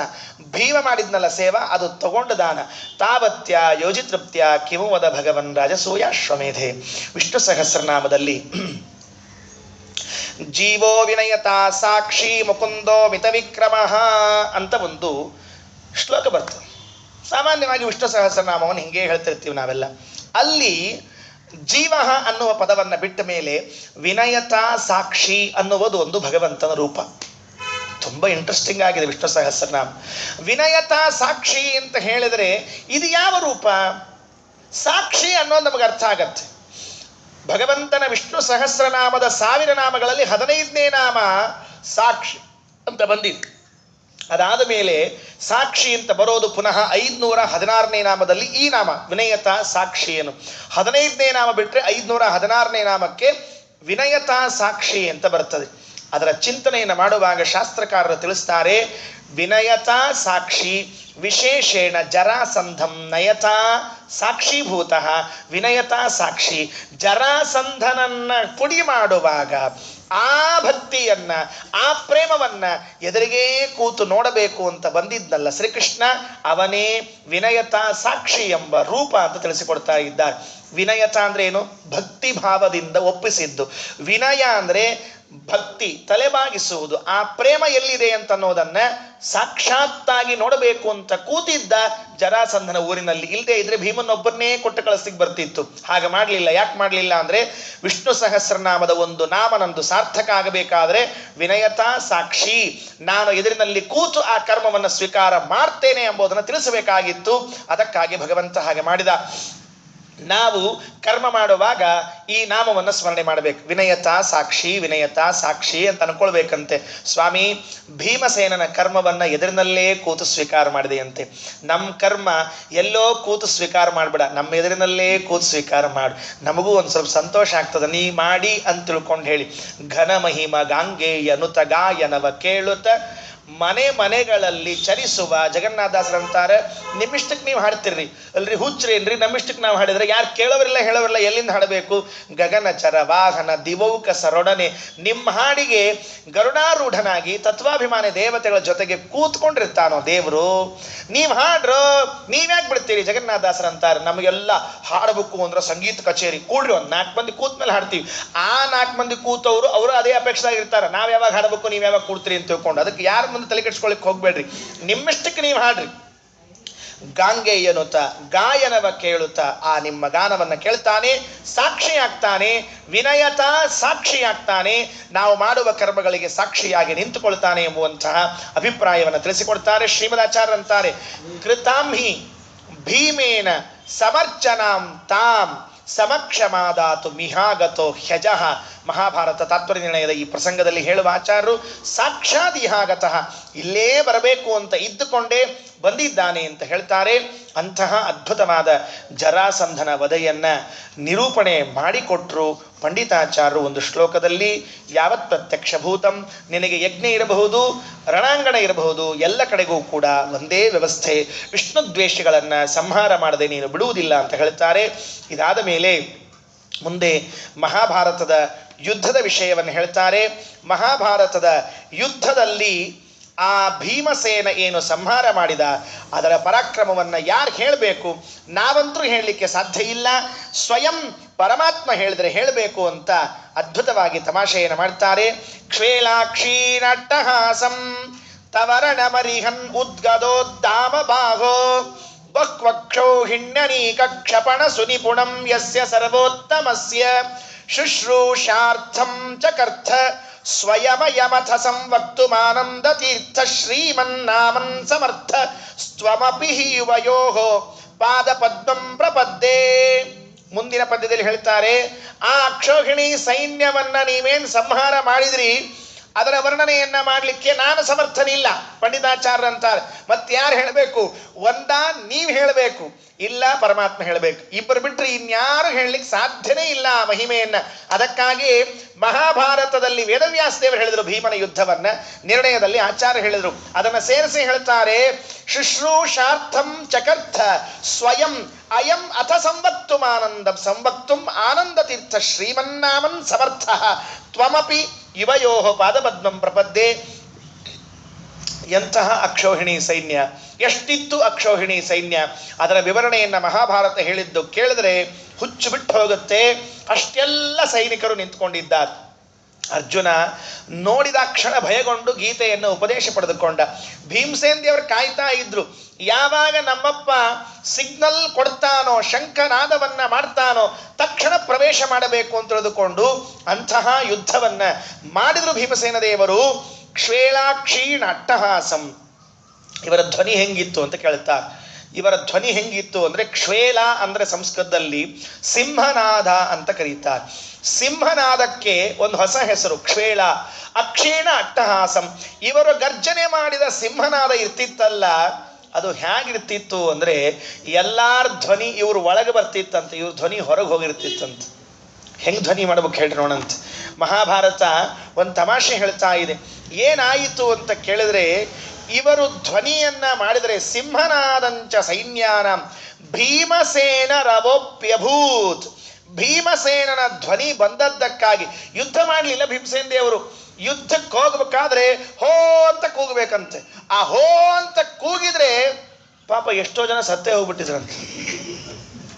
ಬರೀತಾರೆ, ಎಷ್ಟೋ ಜನ ಸತ್ತೇ ಹೋದ್ರು, ಅವ್ರ ಪ್ರಶ್ನೆ ಇರಲಿಲ್ಲ. ತಂ ಶ್ರುತ್ವ ನಿನದಂ ತಸ್ಯ ಸೈನ್ಯಾಸ್ತವ ವಿತತ್ರಸುಹು ಜೀಮೂತಸ್ಯ ಭೀಮಸ್ಯ ನಾದತ ಏವ ಮಹಾಸ್ವನೇನ ವಿಣ್ಮೂತ್ರ ಶೋಣಿತ ಮಥೋ ಮೃತಿಮಾಪು ರೇಖೆ. ಕೆಲವರು ನಂಬರ್ 1 ನಂಬರ್ 2 ಎಲ್ಲ ಮಾಡಿಕೊಂಡ್ರು, ಕೆಲವರು ಸತ್ತೇ ಹೋದರು. ಆಚಾರ್ಯರು ಮಹಾಭಾರತ ತತ್ವಜ್ಞಾನದಲ್ಲಿ ಹೇಳ್ತಾರೆ, ಅವರ ಧ್ವನಿ ಮುಂದೆ ಇನ್ಯಾರ ಧ್ವನಿ ಇರಲಿಲ್ವಂತೆ. ಒಮ್ಮೆ ಹಿಂಗಾಯ್ತಂತೆ, ಯುದ್ಧ ನಡೀತಾ ಇದೆ ಮಹಾಭಾರತದ್ದು. ಅರ್ಜುನ ಎಷ್ಟೊತ್ತಾದರೂ ಧರ್ಮರಾಜನಿಗೆ ಸಿಗಲಿಲ್ಲ. ಸಿಗದೇ ಇದ್ದಾಗ ಆ ಧರ್ಮರಾಜ ಭೀಮನಿಗೆ ಹೇಳಿದ್ದಂತೆ, ಭೀಮ ಬಂದಿದ್ದಂತೆ ಮಧ್ಯಕ್ಕೆ ಒಂಚೂರು ಏನೋ ಧರ್ಮರಾಜನ್ ನೋಡಿ ಹೋಗೋಣ, ಯಾಕಂದ್ರೆ ದ್ರೋಣಾಚಾರ್ಯ ಪ್ರತಿಜ್ಞೆ ಮಾಡಿದ್ರಂತೆ ಇವತ್ತು ಧರ್ಮರಾಜನ್ ಹಿಡದೇ ತೀರ್ತೀನಿ ಅಂತ ಪ್ರತಿಜ್ಞೆ ಮಾಡಿದ್ರಂತೆ. ಅಲ್ಲಿ ಜಯದ್ರಥನನ್ನ ಕೊಲ್ತೀನಿ ಅಂತ ಹೋಗಿದ್ದ, ಬಂದಿರ್ಲಿಲ್ಲ ಅರ್ಜುನ, ಇನ್ನು ಕೊಂದು ಬಂದಿರ್ಲಿಲ್ಲ, ಏನು ಸುದ್ದಿ ಬಂದಿರ್ಲಿಲ್ಲ. ಭೀಮ ಅರ್ಜುನ ಇದ್ದಾನೋ ಇಲ್ಲೋ ಏನ್ ಮಾಡ್ಲಿಕ್ಕೆ ತನ್ನ ತಿಳಿವಲ್ತಾಗಿದಪ್ಪ, ಯುದ್ಧದಲ್ಲೆಲ್ಲ ಸಿಕ್ಕಾಕೊಂಡ್ಬಿಟ್ಟಾನೇನೋ, ಸ್ವಲ್ಪ ಸಹಾಯ ಮಾಡು. ಸಹಾಯ ಮಾಡೋದು ಅಷ್ಟೇ ಅಲ್ಲ, ಅರ್ಜುನ ನಿನಗೆ ಕಾಣಿಸಿದ ಕೂಡಲೇ ಒಂಚೂರು ನಂಗೆ ತಿಳಿಸು ಅಂದ. ಹೆಂಗ ಅಂತ ಕೇಳಿದ್ರಂತ ಯಾರೋ, ತಿಳಿಸು, ನೀ ಅಲ್ಲಿಂದ ಹೋದ್ರೆ ನಂಗೆ ಕೇಳಿಸ್ತದ ಅಂತ ಹೇಳಿರಂತ. ಹಿಂಗ ತಿಳಿಸೋದ ಎಲ್ಲರ, ಹಿಂಗ ತಿಳಿಸೋದ ಎಲ್ಲರ, ಎಲ್ಲಿದ್ದಾನೆ ಯಾರಿಗ್ ಗೊತ್ತು? ಆ ಯುದ್ಧದ ಚಕ್ರವ್ಯೂಹದಲ್ಲಿ ಎಲ್ಲಿ ಅರ್ಜುನ ಸಿಕ್ಕಾಕೊಂಡಿದ್ದಾನೆ ಗೊತ್ತಿಲ್ಲ. ಅದರ ಮಧ್ಯದಲ್ಲಿ ಭೀಮಸೇನ ನಿಲ್ತಾನೆ. ಮುಂದಾಯ್ತು ಹಾಗೆ ಕೆಲಸ. ಧರ್ಮರಾಜ ಬಾಗಿಲಲ್ಲಿ ಕೂತಿದ್ದಂತೆ, ಅವತ್ತು ಯುದ್ಧಕ್ಕೆ ಹೋಗಿರ್ಲಿಲ್ಲ. ದ್ರೋಣಾಚಾರ್ಯ ಹಿಡಿತಾರೆ ಎಂಬ ಭಯಕ್ಕೆ ಒಳಗೆ ಕೂತ್ಬಿಟ್ಟಿದ್ದ. ಎಲ್ಲೂ ಹೋಗೋದು ಬೇಡ, ಇವತ್ತು ಸುಮ್ ಕೂತ್ಕೊಳ್ಳೋಣ ಅಂತ ತಿಳ್ಕೊಂಡು ಕೆಲವರು ಏಕಾದಶಿ ಬಂದ್ಕೊಂಡು ಒಳಗೆ ಕೂತಿರ್ತಾರೆ ನೋಡ್ರಿ. ಇವತ್ತು ಎಲ್ಲೂ ಹೋಗೋಂಗಿಲ್ಲ, ಏನ್ ಮಾಡಂಗಿಲ್ಲ, ಸುಮ್ ಕೂತಿರ್ತಾರಲ್ಲ. ಆದ್ರೆ ಕೆಲವರಿಗಂತೂ ಏಕಾದಶಿ ದಿವಸ ಭಾರಿ ಹುರುಪ್ರಿ. ಅದು ಏನು ಹುರುಪು, ಎಲ್ಲ ಅವತ್ತೇ ಕೆಲಸ ಇಟ್ಕೊಂಡಿರ್ತಾರೆ. ಪೋಸ್ಟು, ಬ್ಯಾಂಕು, ಮತ್ತೊಂದು ಮುಗ್ದೊಂದು, ಇನ್ನೂ ಜಳೆ ಹಚ್ಚಾರ ಒಂದು ಕಥೆ ಹೇಳ್ತಿದ್ರಂತೆ, ಬೇಡ ನಮ್ಮ ತಡ್ಕೊಳಾಚಾರ ಹೇಳ್ತಿರ್ತಾರೆ, ಅದನ್ನೆಲ್ಲ ಹೇಳಬಾರ್ದು. ಅದಕ್ಕೆ ಅದೆಲ್ಲ ಮಾಡಿ ಸ್ನಾನ ಮಾಡೋದು ಕೊನೆಗೆ, ಅದಕ್ಕೆ ಎಲ್ಲ ಮಾಡುವಂಗಿಲ್ಲ. ಆಮೇಲೆ ಅವತ್ತೇ ಭಾರಿ ಉತ್ಸಾಹ. ಇವ ಸುಮ್ಮನೆ ಕೂತ್ಬಿಟ್ಟಿದ್ರು. ಏನ್ ಧರ್ಮರಾಜ ಹೊರಗೆ ಹೋಗ್ಲಿಲ್ಲ. ಭೀಮಸೇನ ಹೋಗಿ ಆ ಭೀಮಸೇನ ಹೋದ ಮೇಲೆ ಎಲ್ಲಾರನ್ನು ನುಗ್ಗಿ ಹೊಡೆದು ಬೀಳಿಸಿ ಹೊಗಳು ಅಲ್ಲೆಲ್ಲೋ ಹೋದ. ಅಷ್ಟು ಗದ್ಲ ಅವ್ರು ಹೋ ಅಂತ ಇವ್ರನ್ನ ಹೊಡ್ಕೊಳ್ಳಿಗತ್ತಾರ. ಅಲ್ಲಿ ಧರ್ಮರಾಜ ಅಂದ, ಏನಪ್ಪ ಭೀಮಂದು ಸುದ್ದಿ ಇಲ್ಲ, ಅರ್ಜುನಂದು ಸುದ್ದಿ ಇಲ್ಲಲ್ಲ, ಏನು ಅಂತ ಹಿಂಗೆ ವಿಚಾರ ಮಾಡ್ತಾ ಇರುವಾಗ ಭೀಮ ಅರ್ಜುನ ಕಾಣಿಸಿದಂತೆ. ಕೃಷ್ಣ ಅಲ್ಲೇ ಇದ್ದ. ಅರ್ಜುನ್ ನೋಡಿದ, ಸಂತೋಷ ಆಯ್ತು, ನಮ್ಮ ಅಣ್ಣಗೆ ತಿಳಿಸೋಣ ಅಂತ ಹೋ ಅಂದ. ಹೋ ಅಂದ್ರೆ ಅವ ಎಲ್ಲಿ ಕೂತಿದ್ದ ಧರ್ಮರಾಜ ಡೇರೆ ಒಳಗ. ಹಬ್ಬ ಅಂದ. ಅರ್ಜುನ ಆರಾಮಿದ್ದಾನ ಅಂದ. ನಿಂಗೆ ಹೆಂಗ್ ಗೊತ್ತಾಯ್ತು ಅಂತ ಬಾಜು ಕೇಳಂತ. ಭೀಮನ್ ಧ್ವನಿ ಬಂತಲ್ಲೋ, ಕೇಳಿಸ್ತಿಲ್ಲೇನೋ ಅಂತ ಕೇಳಂತ. ಎಲ್ಲಾರ ಧ್ವನಿ ಶಾಂತ ಆಗ್ಬಿಟ್ಟಿತ್ತು. ಏನ ಕ್ಷೇಳಾಕ್ಷೀಣ ಅಟ್ಟಹಾಸಂ. ಭೀಮಸೇನ ದೇವರ ಧ್ವನಿ ಅಂದ್ರೆ ಅಷ್ಟು ಗಂಭೀರವಾಗಿರುವಂತಹ ಧ್ವನಿ, ಅದು ಅಷ್ಟು ಜೋರಾಗಿ ಬರುವಂತಹದ್ದು. ಶ್ರೀಮದಾಚಾರ್ಯರು ಪ್ರವಚನ ಹೇಳ್ತಾ ಇದ್ರಂತ. ಶ್ರೀಮದಾಚಾರ್ಯ ಮಧ್ವ ವಿಜಯದಲ್ಲಿ ಹೇಳ್ತಾರೆ, ಪ್ರವಚನಕ್ಕೆ ಕೂತಿದ್ರಂತ. ಎಲ್ಲಿ ಪ್ರವಚನಕ್ಕೆ ಕೂತಿದ್ರು? ನಮ್ಮ ಪ್ರವಚನ ಎಲ್ಲಿರ್ತಾವಂದ್ರೆ ಬಾಗಲ ಹಾಕಿ ಶಾಂತಿ ಇರ್ಬೇಕು, ಮೈಕ್ ಇಟ್ಕೊಂಡು, ಯಾರಿಗೂ ನಮಗೆ ನಮ್ಮ ಧ್ವನಿಯೇ ಕೇಳಿಸ್ತಿರಂಗಿಲ್ಲ, ಅವ್ರ ಧ್ವನಿಯಲ್ಲಿ ಕೇಳಿಸೋ. ಸಮುದ್ರ ದಂಡಿ ಮೇಲೆ ಪ್ರವಚನ ಅಂತ. ಸಮುದ್ರ ದಂಡಿ ಪ್ರವಚನಕ್ಕೇನ್ರಿ ಎಲ್ಲರ ಇರೋದು? ಸಮುದ್ರ ದಂಡಿ ಎದಕ್ಕವ? ಹಾಫ್ ಪ್ಯಾಂಟ್ ಹಾಕೊಂಡು ತಿರ್ಲಿಕ್ಕೆ ಇರ್ತಾವ ಸಮುದ್ರ ದಂಡಿ. ಅದೇನು ಪ್ರವಚನಕ್ಕೆ ಆರಿಸ್ಕೊಂಡ ಸ್ಥಳ. ಅಲ್ಲಿ ಕೂತ್ರೆ ಪ್ರವಚನ ಮಾಡ್ತಾ ಇದ್ರೆ ಜನರಿಗೆ ನೋಡ್ರಿ ಪಾಪ ಕೇಳಿಸ್ಬೇಕಲ್ಲ, ಆಚಾರ್ಯ ಧ್ವನಿ.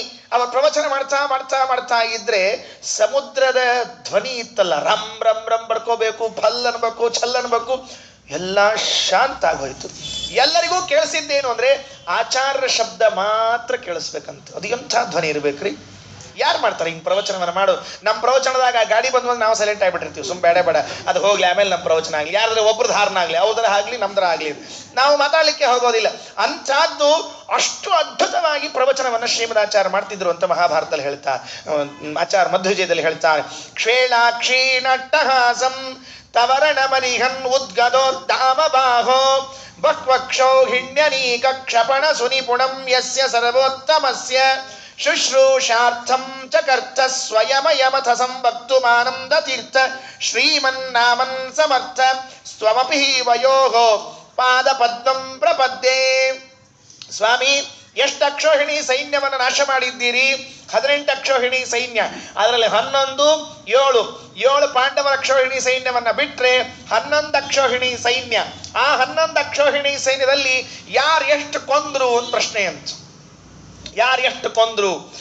ದೃಷ್ಟದ್ಯುಮ್ನ ಇದ್ದ, ನಕುಲ ಸಹದೇವ ಇದ್ದ, ಧರ್ಮರಾಜ ಇದ್ದ, ಇದರ ಮೇಲೆ ಚೇಕಿತಾನ, ಮತ್ತೊಬ್ಬರು ಕೃತವರ್ಮ, ಎಲ್ಲ ಅನೇಕ ಜನ ಇದ್ದಾರೆ.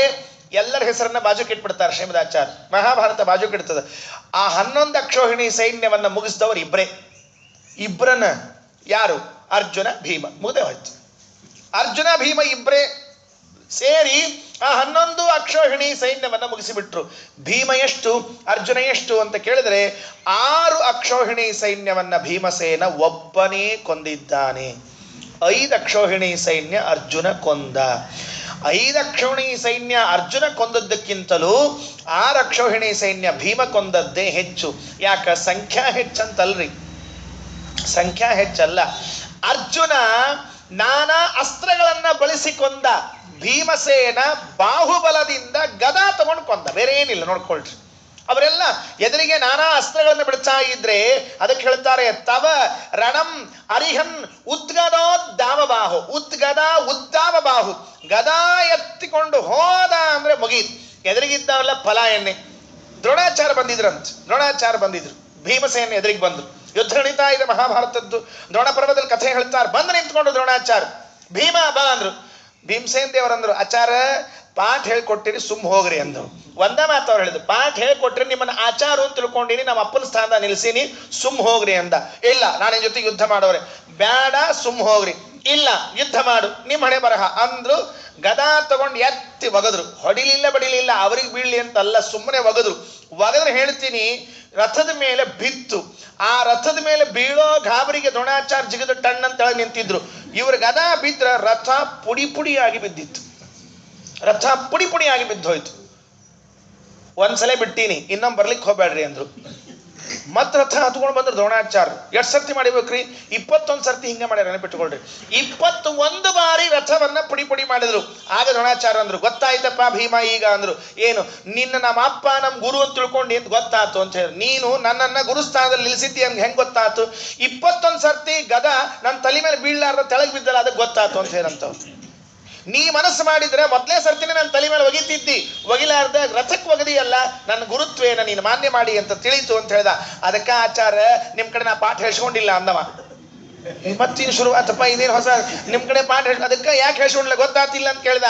ಯಾಕೆ ಹೇಳ್ಸ್ಕೊಂಡಿಲ್ಲ ಅಂದ್ರೆ ನಿಮ್ಮಂಥವ್ರ ಜೊತೆ ಯುದ್ಧ ಮಾಡೋ ಪ್ರಸಂಗ ಬರ್ತದೆ, ವಿಷ್ಣು ಭಕ್ತರ ವಿರೋಧ ನಾನು ಕಟ್ಕೋಬಾರದು ಅನ್ನೋದಕ್ಕೆ ನಿಮ್ಮ ಹತ್ರ ಪಾಠ ಹೇಳ್ಸ್ಕೊಳ್ಳಿಲ್ಲ ಅಂತ. ನೋಡ್ರಿ ಭೀಮಸೇನ ದೇವರು ಹೇಳ್ತಾರೆ, ಅಕಸ್ಮಾತ್ ನಿಮ್ ಕಡೆ ಪಾಠ ಹೇಳ್ಸ್ಕೊಂಡಿದ್ರೆ ವಿಷ್ಣು ಭಕ್ತರ ದ್ರೋಹ ಮಾಡಿದಂಗೆ ಆಗ್ತಿತ್ತು, ನಿಮ್ ಕಡೆ ಪಾಠ ಹೇಳ್ಸ್ಕೊಂಡು ಗುರುತ್ವ ದ್ರೋಹ ಬರ್ತಿತ್ತು. ಅದಕ್ಕೆ ನಾನು ನಿಮ್ ಶಾಲೆಗೆ ಏನು ಕಲಿತಿದ್ದೇ ಇಲ್ಲ, ಲಾಸ್ಟ್ ಬೆಂಚ್ ಸ್ಟೂಡೆಂಟ್ ಅಂತ ನನ್ನ ಹೆಸರಿತ್ತು, ಆರಾಮ್ ಮಲ್ಕೊಂಡ್ಬಿಡ್ತಿದ್ದೆ. ಭೀಮ ಬಂದ ಕೂಡಲೇ ಮಲ್ಕೊಂಡ್ಬಿಡೋದಂತ. ಪಾಠಶಾಲದಾಗ ದ್ರೋಣಾಚಾರ್ಯ ಅನ್ಬೇಕು, ಭೀಮಾ ಅನ್ಬೇಕು, ಕೊನಿ ಬೆಂಚಿಗೆ ಗೊತ್ತಾಗ್ಬಿಡು ಅನ್ಬೇಕು. ಅರ್ಜುನ್ ಪಾಪ್ ಮುಂದ್ ಕೂಡಿಸ್ಬೇಕಂತ. ಅರ್ಜುನ ದ್ರೋಣಾಚಾರ್ಯ ಜೊತೆಗೆ ಯುದ್ಧ ಮಾಡ್ತಾನೆ, ಭೀಷ್ಮಾಚಾರ್ಯ ಜೊತೆಗೆ ಯುದ್ಧ ಮಾಡ್ತಾನೆ. ಭೀಮ ಹೇಳಿದ್ದ, ಅರ್ಜುನ ಏನೇನ್ ಕಲಿಬೇಕಾಗಿದೆ ಎಲ್ಲ ನೀ ಕಲ್ಕೊಂಡ್ಬಿಡು, ಟ್ಯೂಷನ್ಗೆ ಬಾ ನನ್ನ ಹತ್ರ ಬಾ ಅಂತ. ನೀ ಏನ್ ಕಲಿಬೇಕಾಗಿದೆ ಎಲ್ಲ ಕಲಿ, ಟ್ಯೂಷನ್ ನನ್ನ ಹತ್ರ ಬಾ ಅಂದ. ಅರ್ಜುನ ಅಂದ, ಮಲ್ಕೊಳ್ಳೋ ಟ್ಯೂಷನ್ ಅಂದ. ಹೌದು ಮಲ್ಕೊಳ್ಳೋ ಟ್ಯೂಷನ್, ಬಾ ನೀ ಸುಮ್ ಕಲಿಸ್ತೀನಿ ಅಂತ ಹೇಳಿದ. ಹೀಗೆ ಮಾಡಿ ಪಾಠವನ್ನ ಕಲೀಲಿಲ್ಲ, ಆದರೂ ನಿಮಗೆ ಗುರುಸ್ಥಾನವನ್ನ ಕೊಟ್ಟಿದ್ದೇನೆ, ಅದನ್ನ ಉಳಿಸಿಕೊಳ್ಳ್ರಿ ಅಂತ ಹೇಳಿ 21 ಬಾರಿ ರಥಗಳನ್ನ ಪುಡಿ ಪುಡಿ ಮಾಡಿ ಹಾಕ್ತಾರಂತೆ. ಅದನ್ನು ಹೇಳ್ತಾರೆ ಪಂಡಿತಾಚಾರ್ಯರು, ಬಹ್ವಕ್ಷೌ ಹೆಣ್ಣೆನೇಕ ಕ್ಷಪಣ ಸುಣಿಪುಣಂ ಯಸ್ಯ ಸರ್ವೋತ್ತಮಸ್ಯ ಶುಶ್ರೂಷಾರ್ಥಂ. ಇಷ್ಟೆಲ್ಲ ಕೆಲಸವನ್ನ ಯಾತಕ್ಕಾಗಿ ಮಾಡಿದ್ರಿ ಅಂತ ಕೇಳಿದ್ರೆ, ಶುಶ್ರೂಷಾರ್ಥಂ ಚಕರ್ಥ, ಸೇವೆ, ಭಗವಂತನ ಸೇವೆ ಅನ್ನೋದಕ್ಕಾಗಿ ಮಾಡಿದ್ದೇವೆ, ಇನ್ಯಾವ ಉದ್ದೇಶ ಅಲ್ಲ. ಇದರ ಮಹಿಮೆಯನ್ನ ನೀವೇ ಹೇಳಲಿಕ್ಕೆ ಸಮರ್ಥರಿದ್ದೀರಿ, ಇನ್ಯಾರು ಹೇಳಲಿಕ್ಕೆ ಸಾಧ್ಯವೇ ಇಲ್ಲ ಅಂತ ಕೇಳಿ, ಇದಾದ ಮೇಲೆ ಮುಂದಿನ ಪದ್ಯದಲ್ಲಿ ಹೇಳ್ತಾರೆ, ಭಾರತೀ ದೇವಿ ಹತ್ರ ಪ್ರಾರ್ಥನೆಯನ್ನು ಮಾಡಿಕೊಳ್ತಾರೆ. ಅಮ್ಮ ಜ್ಞಾನವನ್ನ ಕೊಡು ಅಂತ ಕೇಳ್ಕೊಳ್ತಾರೆ. ಎಂಥ ಜ್ಞಾನ? ಭಾರತೀ ದೇವಿಯಿಂದ ಕೇಳಬೇಕಾದದ್ದೇನು? ಮೊದಲನೇ ದಿವಸ ಹೇಳಿದ್ದೇನೆ, ಭಾರತೀ ದೇವಿಯ ಅನುಗ್ರಹ ಆದರೆ ಜಡಮತಿರಪಿ ಜಂತು ಜಾಯತೆ ಪ್ರಾಜ್ಞಮೌಲಿ. ಹಸಿ ದಡ್ಡ ಬೇಕಾದಂಥ ಮೇಧಾವಿ ಆಗ್ತಾನಂತೆ. ಭಾರತೀ ದೇವಿಯ ಅನುಗ್ರಹ ಬೇಕು. ದೃಶ್ಯಂತೀಂ ಹೃದೃಹಂ ಮಾಂ ಧೃತಮನಿಲ ಬಲ ದ್ರಾವಯಂತೀಮ ವಿದ್ಯಾಂ ನಿದ್ರಾಂ ವಿದ್ರಾವ್ಯ ಸದ್ಯೋ ರಚನ ಪಟುಮಥ ಪಾದ್ಯ ವಿದ್ಯಾ ಸಮುದ್ರ ವಾಗ್ದೇವಿ ಸಾಸು ವಿದ್ಯಾ ದ್ರವಿಣದ ವಿದಿತ ದ್ರೌಪದಿ ರುದ್ರಪತ್ನ್ಯಾದ್ಯುದ್ರಿಕ್ತ ದ್ರಾಗಭದ್ರಾತ್ ರಹಯತು ದಹಿತ ಪೂರ್ವಭೀಮಾಜ್ಞಯಾತೆ. ಪೂರ್ವಭೀಮ ತೇ ಆಜ್ಞೆಯ. ಮಧ್ವಾಚಾರ್ಯರಿಗೆ ಸಂಬೋಧನೆ ಮಾಡ್ತಾರೆ. ಹೇ ಮಧ್ವಾಚಾರ್ಯರೇ, ನೀವ್ಯಾರು? ಪೂರ್ವ ಭೀಮ. ಈ ಹಿಂದಿನ ಅವತಾರದಲ್ಲಿ ಭೀಮರಾಗಿರುವಂತಹ ನೀವು, ನಾನು ಕೇಳಿಕೊಳ್ಳೋದಿಷ್ಟೇ, ನಿಮ್ಮ ಮನೆಯವ್ರಿಗೆ ಒಂಚೂರು ಹೇಳ್ಬಿಡ್ರಿ. ಆಚಾರ್ಯಾಣಿ ಚ ಭಾರತೀ. ಆಚಾರ್ಯಾಣಿ, ಆಚಾರ್ಯ ಪವನೋಸ್ಮಾಕಂ. ಅಸ್ಮಾಕಂ ಆಚಾರ್ಯ ಪವನಃ. ರಾಜರಂತಾರ ಯುಕ್ತಿ ಮಲ್ಲಿಕಾದೊಳಗೆ ನಮ್ಮ ಆಚಾರು ಅಂದ್ರೆ ಮಧ್ವಾಚಾರ, ಪವನಾಚಾರ, ಬೇರೆ ಇನ್ಯಾರ ಆಚಾರ ಅಲ್ಲೇ ಇಲ್ಲ. ಆಚಾರ್ಯ ಪವನೋಸ್ಮಾಕಂ ಆಚಾರ್ಯಾಣಿ ಚ ಭಾರತೀ. ಭಾರತೀ ದೇವಿ ಗುರುಪತ್ನಿ. ವಾದರಾಸ್ವಾಮಿ ಹೇಳೋ ಮಾತು ಗಮನವಿಟ್ಟು ಕೇಳ್ಕೊಳ್ಬೇಕು. ಆಚಾರ್ಯಾಣಿ ಚ ಭಾರತೀ, ಅವರು ಗುರುಪತ್ನಿಯಾಗಿದ್ದಾರೆ. ಆ ಗುರುಪತ್ನಿಯಾದ ಭಾರತೀ ದೇವಿ ನಮಗೆ ಪೂರ್ಣಾನುಗ್ರಹವನ್ನ ಮಾಡಿದರೆ ನಾನು ಏನಾದರೂ ಕಾವ್ಯವನ್ನ ಬರೀಲಿಕ್ಕೆ ಸಮರ್ಥನಾಗ್ತೇನೆ, ಇಲ್ಲದೆ ಇದ್ರೆ ಸಮರ್ಥನಾಗುವುದಿಲ್ಲ. ಸದ್ಯೋ ರಚನ ಪಟುಂ ಅಥ ಅಪಾದ್ಯ ವಿದ್ಯಾ ಸಮುದ್ರ, ನನಗೆ ಏನು ಕೊಡಬೇಕು ನೀವು ಅಂತ ಕೇಳಿದ್ರೆ ಸದ್ಯೋ ರಚನ ಪಠಂ ಅಥ ಅಪಾದ್ಯ, ನನಗೆ ತಕ್ಷಣಕ್ಕೆ ಬರೆಯುವಂತಹ ಬುದ್ಧಿಯನ್ನು ಕೊಡಬೇಕು. ಜ್ಞಾನ ಇಲ್ಲ, ನಿಮ್ಮ ಬಗ್ಗೆ ಏನು ಬರೀಬೇಕು ಅಂತ ನನಗೆ ತಿಳಿಯೋದಿಲ್ಲ, ದಯವಿಟ್ಟು ನನಗೆ ತಿಳಿಯುವಂತಹ ಜ್ಞಾನ ಭಾರತೀ ದೇವಿಯನ್ನು ಕೊಡಿಸ್ರಿ.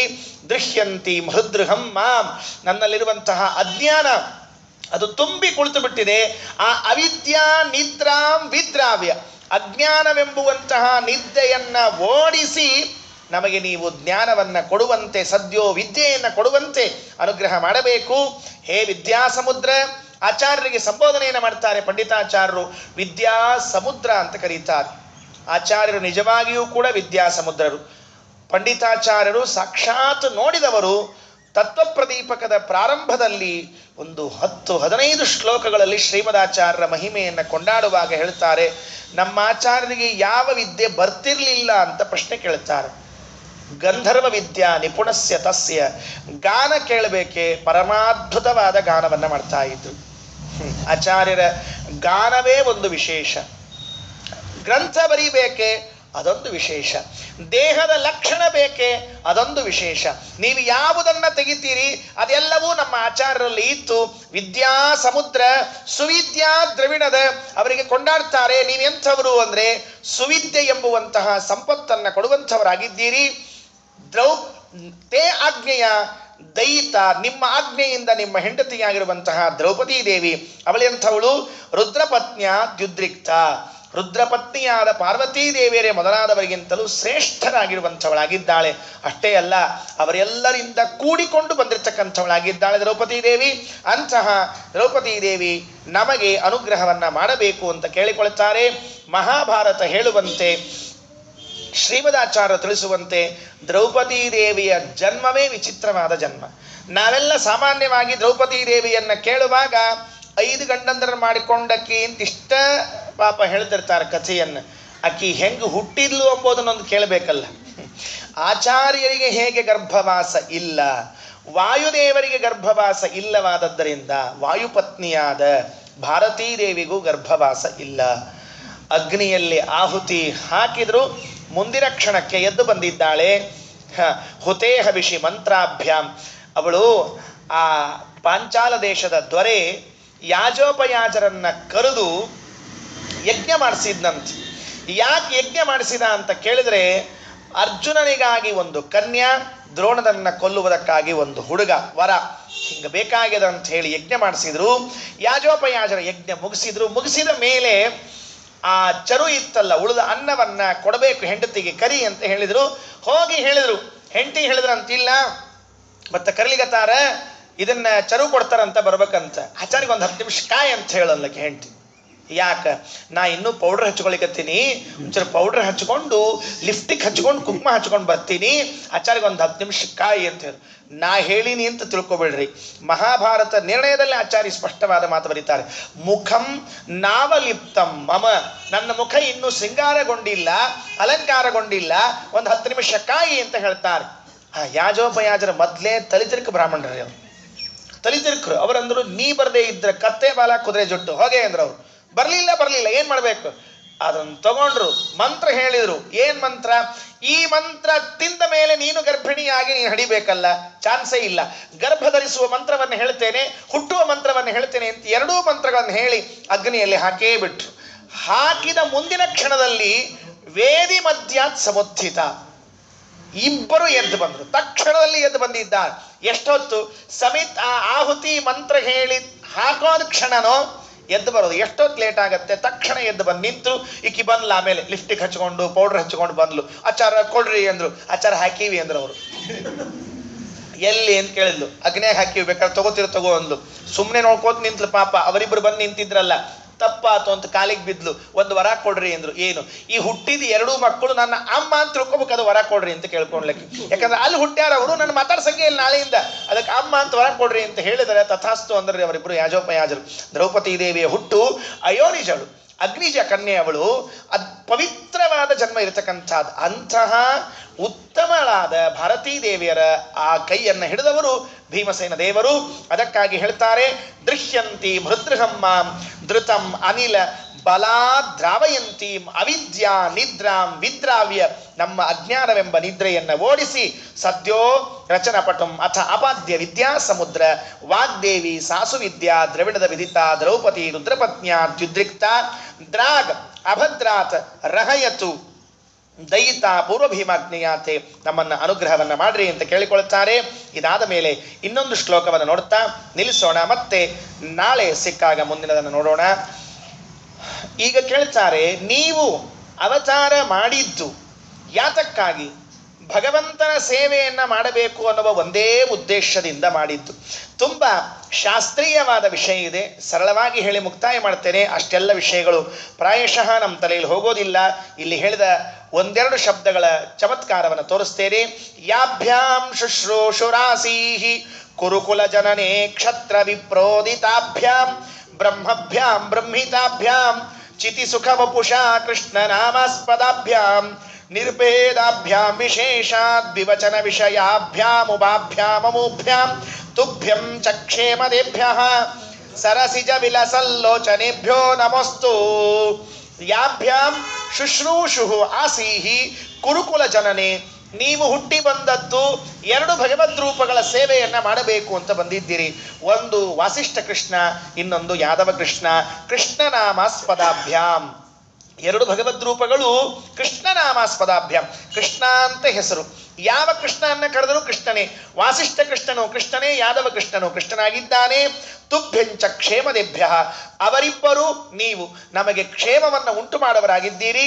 ಸರಸಿಜ ವಿಲಸಲ್ಲೋಚನೆಭ್ಯ ನಮಃ ಅಸ್ತು. ನಿಮ್ಮೂವರ ಕಣ್ಣನ್ನು ನೋಡಿದರೆ ಆನಂದ ಆಗತ್ತೆ. ಎಂತಹ ಕಣ್ಣುಗಳಿದೆ ನಿಮ್ಮ ಮೂವರದ್ದು ಅಂತ ಹೇಳಿದ್ರೆ, ಸರಸಿಜ ವಿಲಸಲ್ಲೋಚನೆಭ್ಯ, ಕಮಲದಂತಹ ಪರಮ ಸುಂದರವಾದ ಕಣ್ಣುಗಳಿವೆ ಅಂತ ಹೇಳ್ತಾರೆ. ನೋಡ್ರಿ, ಈ ವರ್ಣನ ಮಾಡಲಿಕ್ಕೆ ಕಣ್ಣೋ ಮೂಗೋ ಕಿವಿಯೋ ಇವು ಒಂದಾ ಹೂವು ಇಲ್ಲ ಹಣ್ಣು, ಎರಡು ಬಿಟ್ಟರೆ ಬೇರೆ ಇಲ್ಲೇ ಇಲ್ಲ ನಮ್ಮಲ್ಲಿ. ಕಣ್ಣು ಹೆಂಗವ ಕಮಲ್ದ ಹಂಗವ, ಮೂಗು ಹೆಂಗವ ಸಂಪಿಗೆ ಇದ್ದಂಗದ, ಮತ್ತು ಹಲ್ಲು ಹೆಂಗವ ದಾಳಂಬ್ರಿ ಇದ್ದಂಗವ. ಇವು ಬಿಟ್ಟರೆ ಬೇರೆ ಇಲ್ಲೇ ಇಲ್ರಿ ನಮ್ಮಲ್ಲಿ. ಅವನ್ನೇ ವರ್ಣನ ಮಾಡಬೇಕು. ಯಾಕೆ ಅಂದರೆ ಜಗತ್ತಿನಲ್ಲಿ ಅತ್ಯಂತ ಸುಂದರವಾದ ಪದಾರ್ಥಗಳವು, ಪ್ರಕೃತಿಯಿಂದ ಸಹಜವಾಗಿ ಸುಂದರವಾದ ಪದಾರ್ಥಗಳವು. ಕಮಲದ ದೃಷ್ಟಾಂತವನ್ನು ಹೇಳ್ತಾರೆ. ಸರಸಿಜ ವಿಲಸಲ್ಲೋಚನೆಭ್ಯೋ ನಮೋಸ್ತು. ಯಾಭ್ಯಾಂ ಶುಶ್ರೂಷು ಆಸೀಹಿ ಕುರುಕುಲ ಜನನೆ ಕ್ಷತ್ರ ವಿಪ್ರೋದಿತಾಭ್ಯಾಂ. ಆ ಭಗವಂತ ಎಷ್ಟು ಚಮತ್ಕಾರ! ಅವನಿಗೆ ಯಾವ ವರ್ಣಗಳಿಲ್ಲ, ಆಶ್ರಮ ಇಲ್ಲ, ಜಾತಿ ಇಲ್ಲ. ಆದರೂ ಬ್ರಾಹ್ಮಣ ಅಂತ ಒಬ್ಬ ಹುಟ್ಟಿದ, ಕ್ಷತ್ರಿಯ ಅಂತ ಮತ್ತೊಬ್ಬ ಹುಟ್ಟಿದ. ಬ್ರಾಹ್ಮಣನಾಗಿ ಹುಟ್ಟಿದವರು ವ್ಯಾಸರು, ಕ್ಷತ್ರಿಯನಾಗಿ ಹುಟ್ಟಿದವನು ಶ್ರೀಕೃಷ್ಣ. ಬ್ರಹ್ಮಭ್ಯಾಂ ಬ್ರಹ್ಮಿತಾಭ್ಯಾಂ, ಇಬ್ಬರಲ್ಲೂ ಬ್ರಹ್ಮತ್ವ ತುಂಬಿ ಇರುವಂತಹದ್ದಾಗಿದೆ. ಬ್ರಹ್ಮತ್ವ ಗುಣಪೂರ್ಣತ್ವ. ವ್ಯಾಸರೂ ಗುಣಪೂರ್ಣರಾಗಿದ್ದಾರೆ, ಕೃಷ್ಣನೂ ಗುಣಪೂರ್ಣರಾಗಿದ್ದಾರೆ. ಇಬ್ಬರ ದೇಹ ಚಿತಿ ಸುಖ ವಪುಷ, ಜ್ಞಾನಾನಂದಮಯವಾದ ದೇಹ. ಕೃಷ್ಣನಾಮಾಸ್ಪದಾಭ್ಯಾಂ, ಕೃಷ್ಣ ಎಂಬುವಂತಹ ಹೆಸರಿದೆ. ಇದೆಲ್ಲ ಕೇಳಿ ಕೇಳಿ ಸೌಕಳಾಗ್ಬಿಟ್ಟಾವ ನಮಗೆ ಈ ನಾಣ್ಯಗಳು. ಏನಾಗಿ ಹೇಳಿರೋಣಂತ, ದೇವರು ಸಚ್ಚಿದಾನಂದ ದೇಹ, ದೇವರು ಜ್ಞಾನಾನಂದಮಯ. ಕೇಳಿ ಕೇಳಿ ಕೇಳಿ ಏನಾಗ್ಬಿಟ್ಟಾವ ನಮ್ಮ ಹೇಳಿರೋಣಂತ, ಸೌಕಳ್ ನಾಣ್ಯ ಆಗಿಬಿಟ್ಟಾವ್ರಿ ಅವು. ಬಳಸಿ ಬಳಸಿ ಬಳಸಿ ಬಳಸಿ ಏನಾಗಿರ್ತಾವೆ, ಎಲ್ಲ ಸೌಕಳಾಗ್ಬಿಟ್ಟಿರ್ತಾವೆ. ಒಂದು ದಿವಸವಾದರೂ ಇದರ ಬಗ್ಗೆ ದೀರ್ಘವಾದ ಆಲೋಚನೆಯನ್ನು ಮಾಡಿದ್ದೀವ. ಜ್ಞಾನ ದೇಹ ಅಂದರೆ ಏನು, ಆನಂದ ದೇಹ ಅಂದರೆ ಏನು, ಯಾರಿಗೂ ನಮಗೆ ಅವಕಾಶ ಇಲ್ಲ, ಬೇಕಾಗಿಯೂ ಇಲ್ಲ, ಇಂಟ್ರೆಸ್ಟೇ ಇಲ್ಲ ನಮಗೆಲ್ಲ. ನಾವೇನು ಮಾಡ್ಬೇಕಾಗ್ಯದ, ದೇವರ ದೇಹ ಹೆಂಗಿದ್ರೆ ನಮಗೇನು ಮಾಡ್ಬೇಕಾಗ್ಯದ, ಅವನ ಆನಂದದ ದೇಹ ಇದ್ರೇನು, ಜ್ಞಾನದ ದೇಹ ಇದ್ರೇನು ಅಂತ ನಾವೆಲ್ಲ ಅನ್ಕೊಂಡು ಬಿಟ್ಟಿದ್ದೇವೆ. ಮನೆಗೆ ಹೋಗಿ ಸ್ವಲ್ಪ ಇವತ್ತು ಆಲೋಚನೆ ಮಾಡ್ರಿ, ನಾಳೆ ದಿವಸ ಮತ್ತೆ ಅದರ ಬಗ್ಗೆ ಮಾತಾಡ್ತೀನಿ. ದೇವರು ಜ್ಞಾನದ ದೇಹ, ಚಿತಿ ಸುಖ ವಪುಷ, ಸುಖದ ದೇಹ ಅಂತಾರೆ. ಸುಖ ಅಂದರೆ, ಜ್ಞಾನ ಅಂದರೆ, ನಾವು ಈ ಶಬ್ದಗಳನ್ನು ಕೇಳಿದ್ದೇವೆ. ಇವನು ಅಧ್ಯಯನ ಮಾಡಿದ ಜ್ಞಾನ ಬಂತು, ಇವನು ಉಂಡ ಸುಖ ಆಯಿತು. ಇಲ್ಲಿ ಬಳಸಿಬಿಟ್ಟಿದ್ದೇವೆ ಈ ಶಬ್ದಗಳನ್ನು. ಉಂಡ ಸುಖ ಆಯಿತು, ಅವನು ಓದಿದ ಜ್ಞಾನ ಆಯಿತು. ಈ ಲೌಕಿಕದಲ್ಲಿ ಬಳಸಿ ಬಳಸಿ ಬಳಸಿ ಈ ಶಬ್ದಗಳೇನಾಗ್ಬಿಟ್ಟಾವಂದ್ರೆ ಸೌಕಳೆದ್ದು ಬಿಟ್ಟಾವ. ಆದರೆ ನಿಜವಾಗಿಯೂ ಕೂಡ ಈ ಶಬ್ದ ಪರಮಾತ್ಮನಲ್ಲಿ ಬಳಸೋ ಹಾಗಿಲ್ಲ.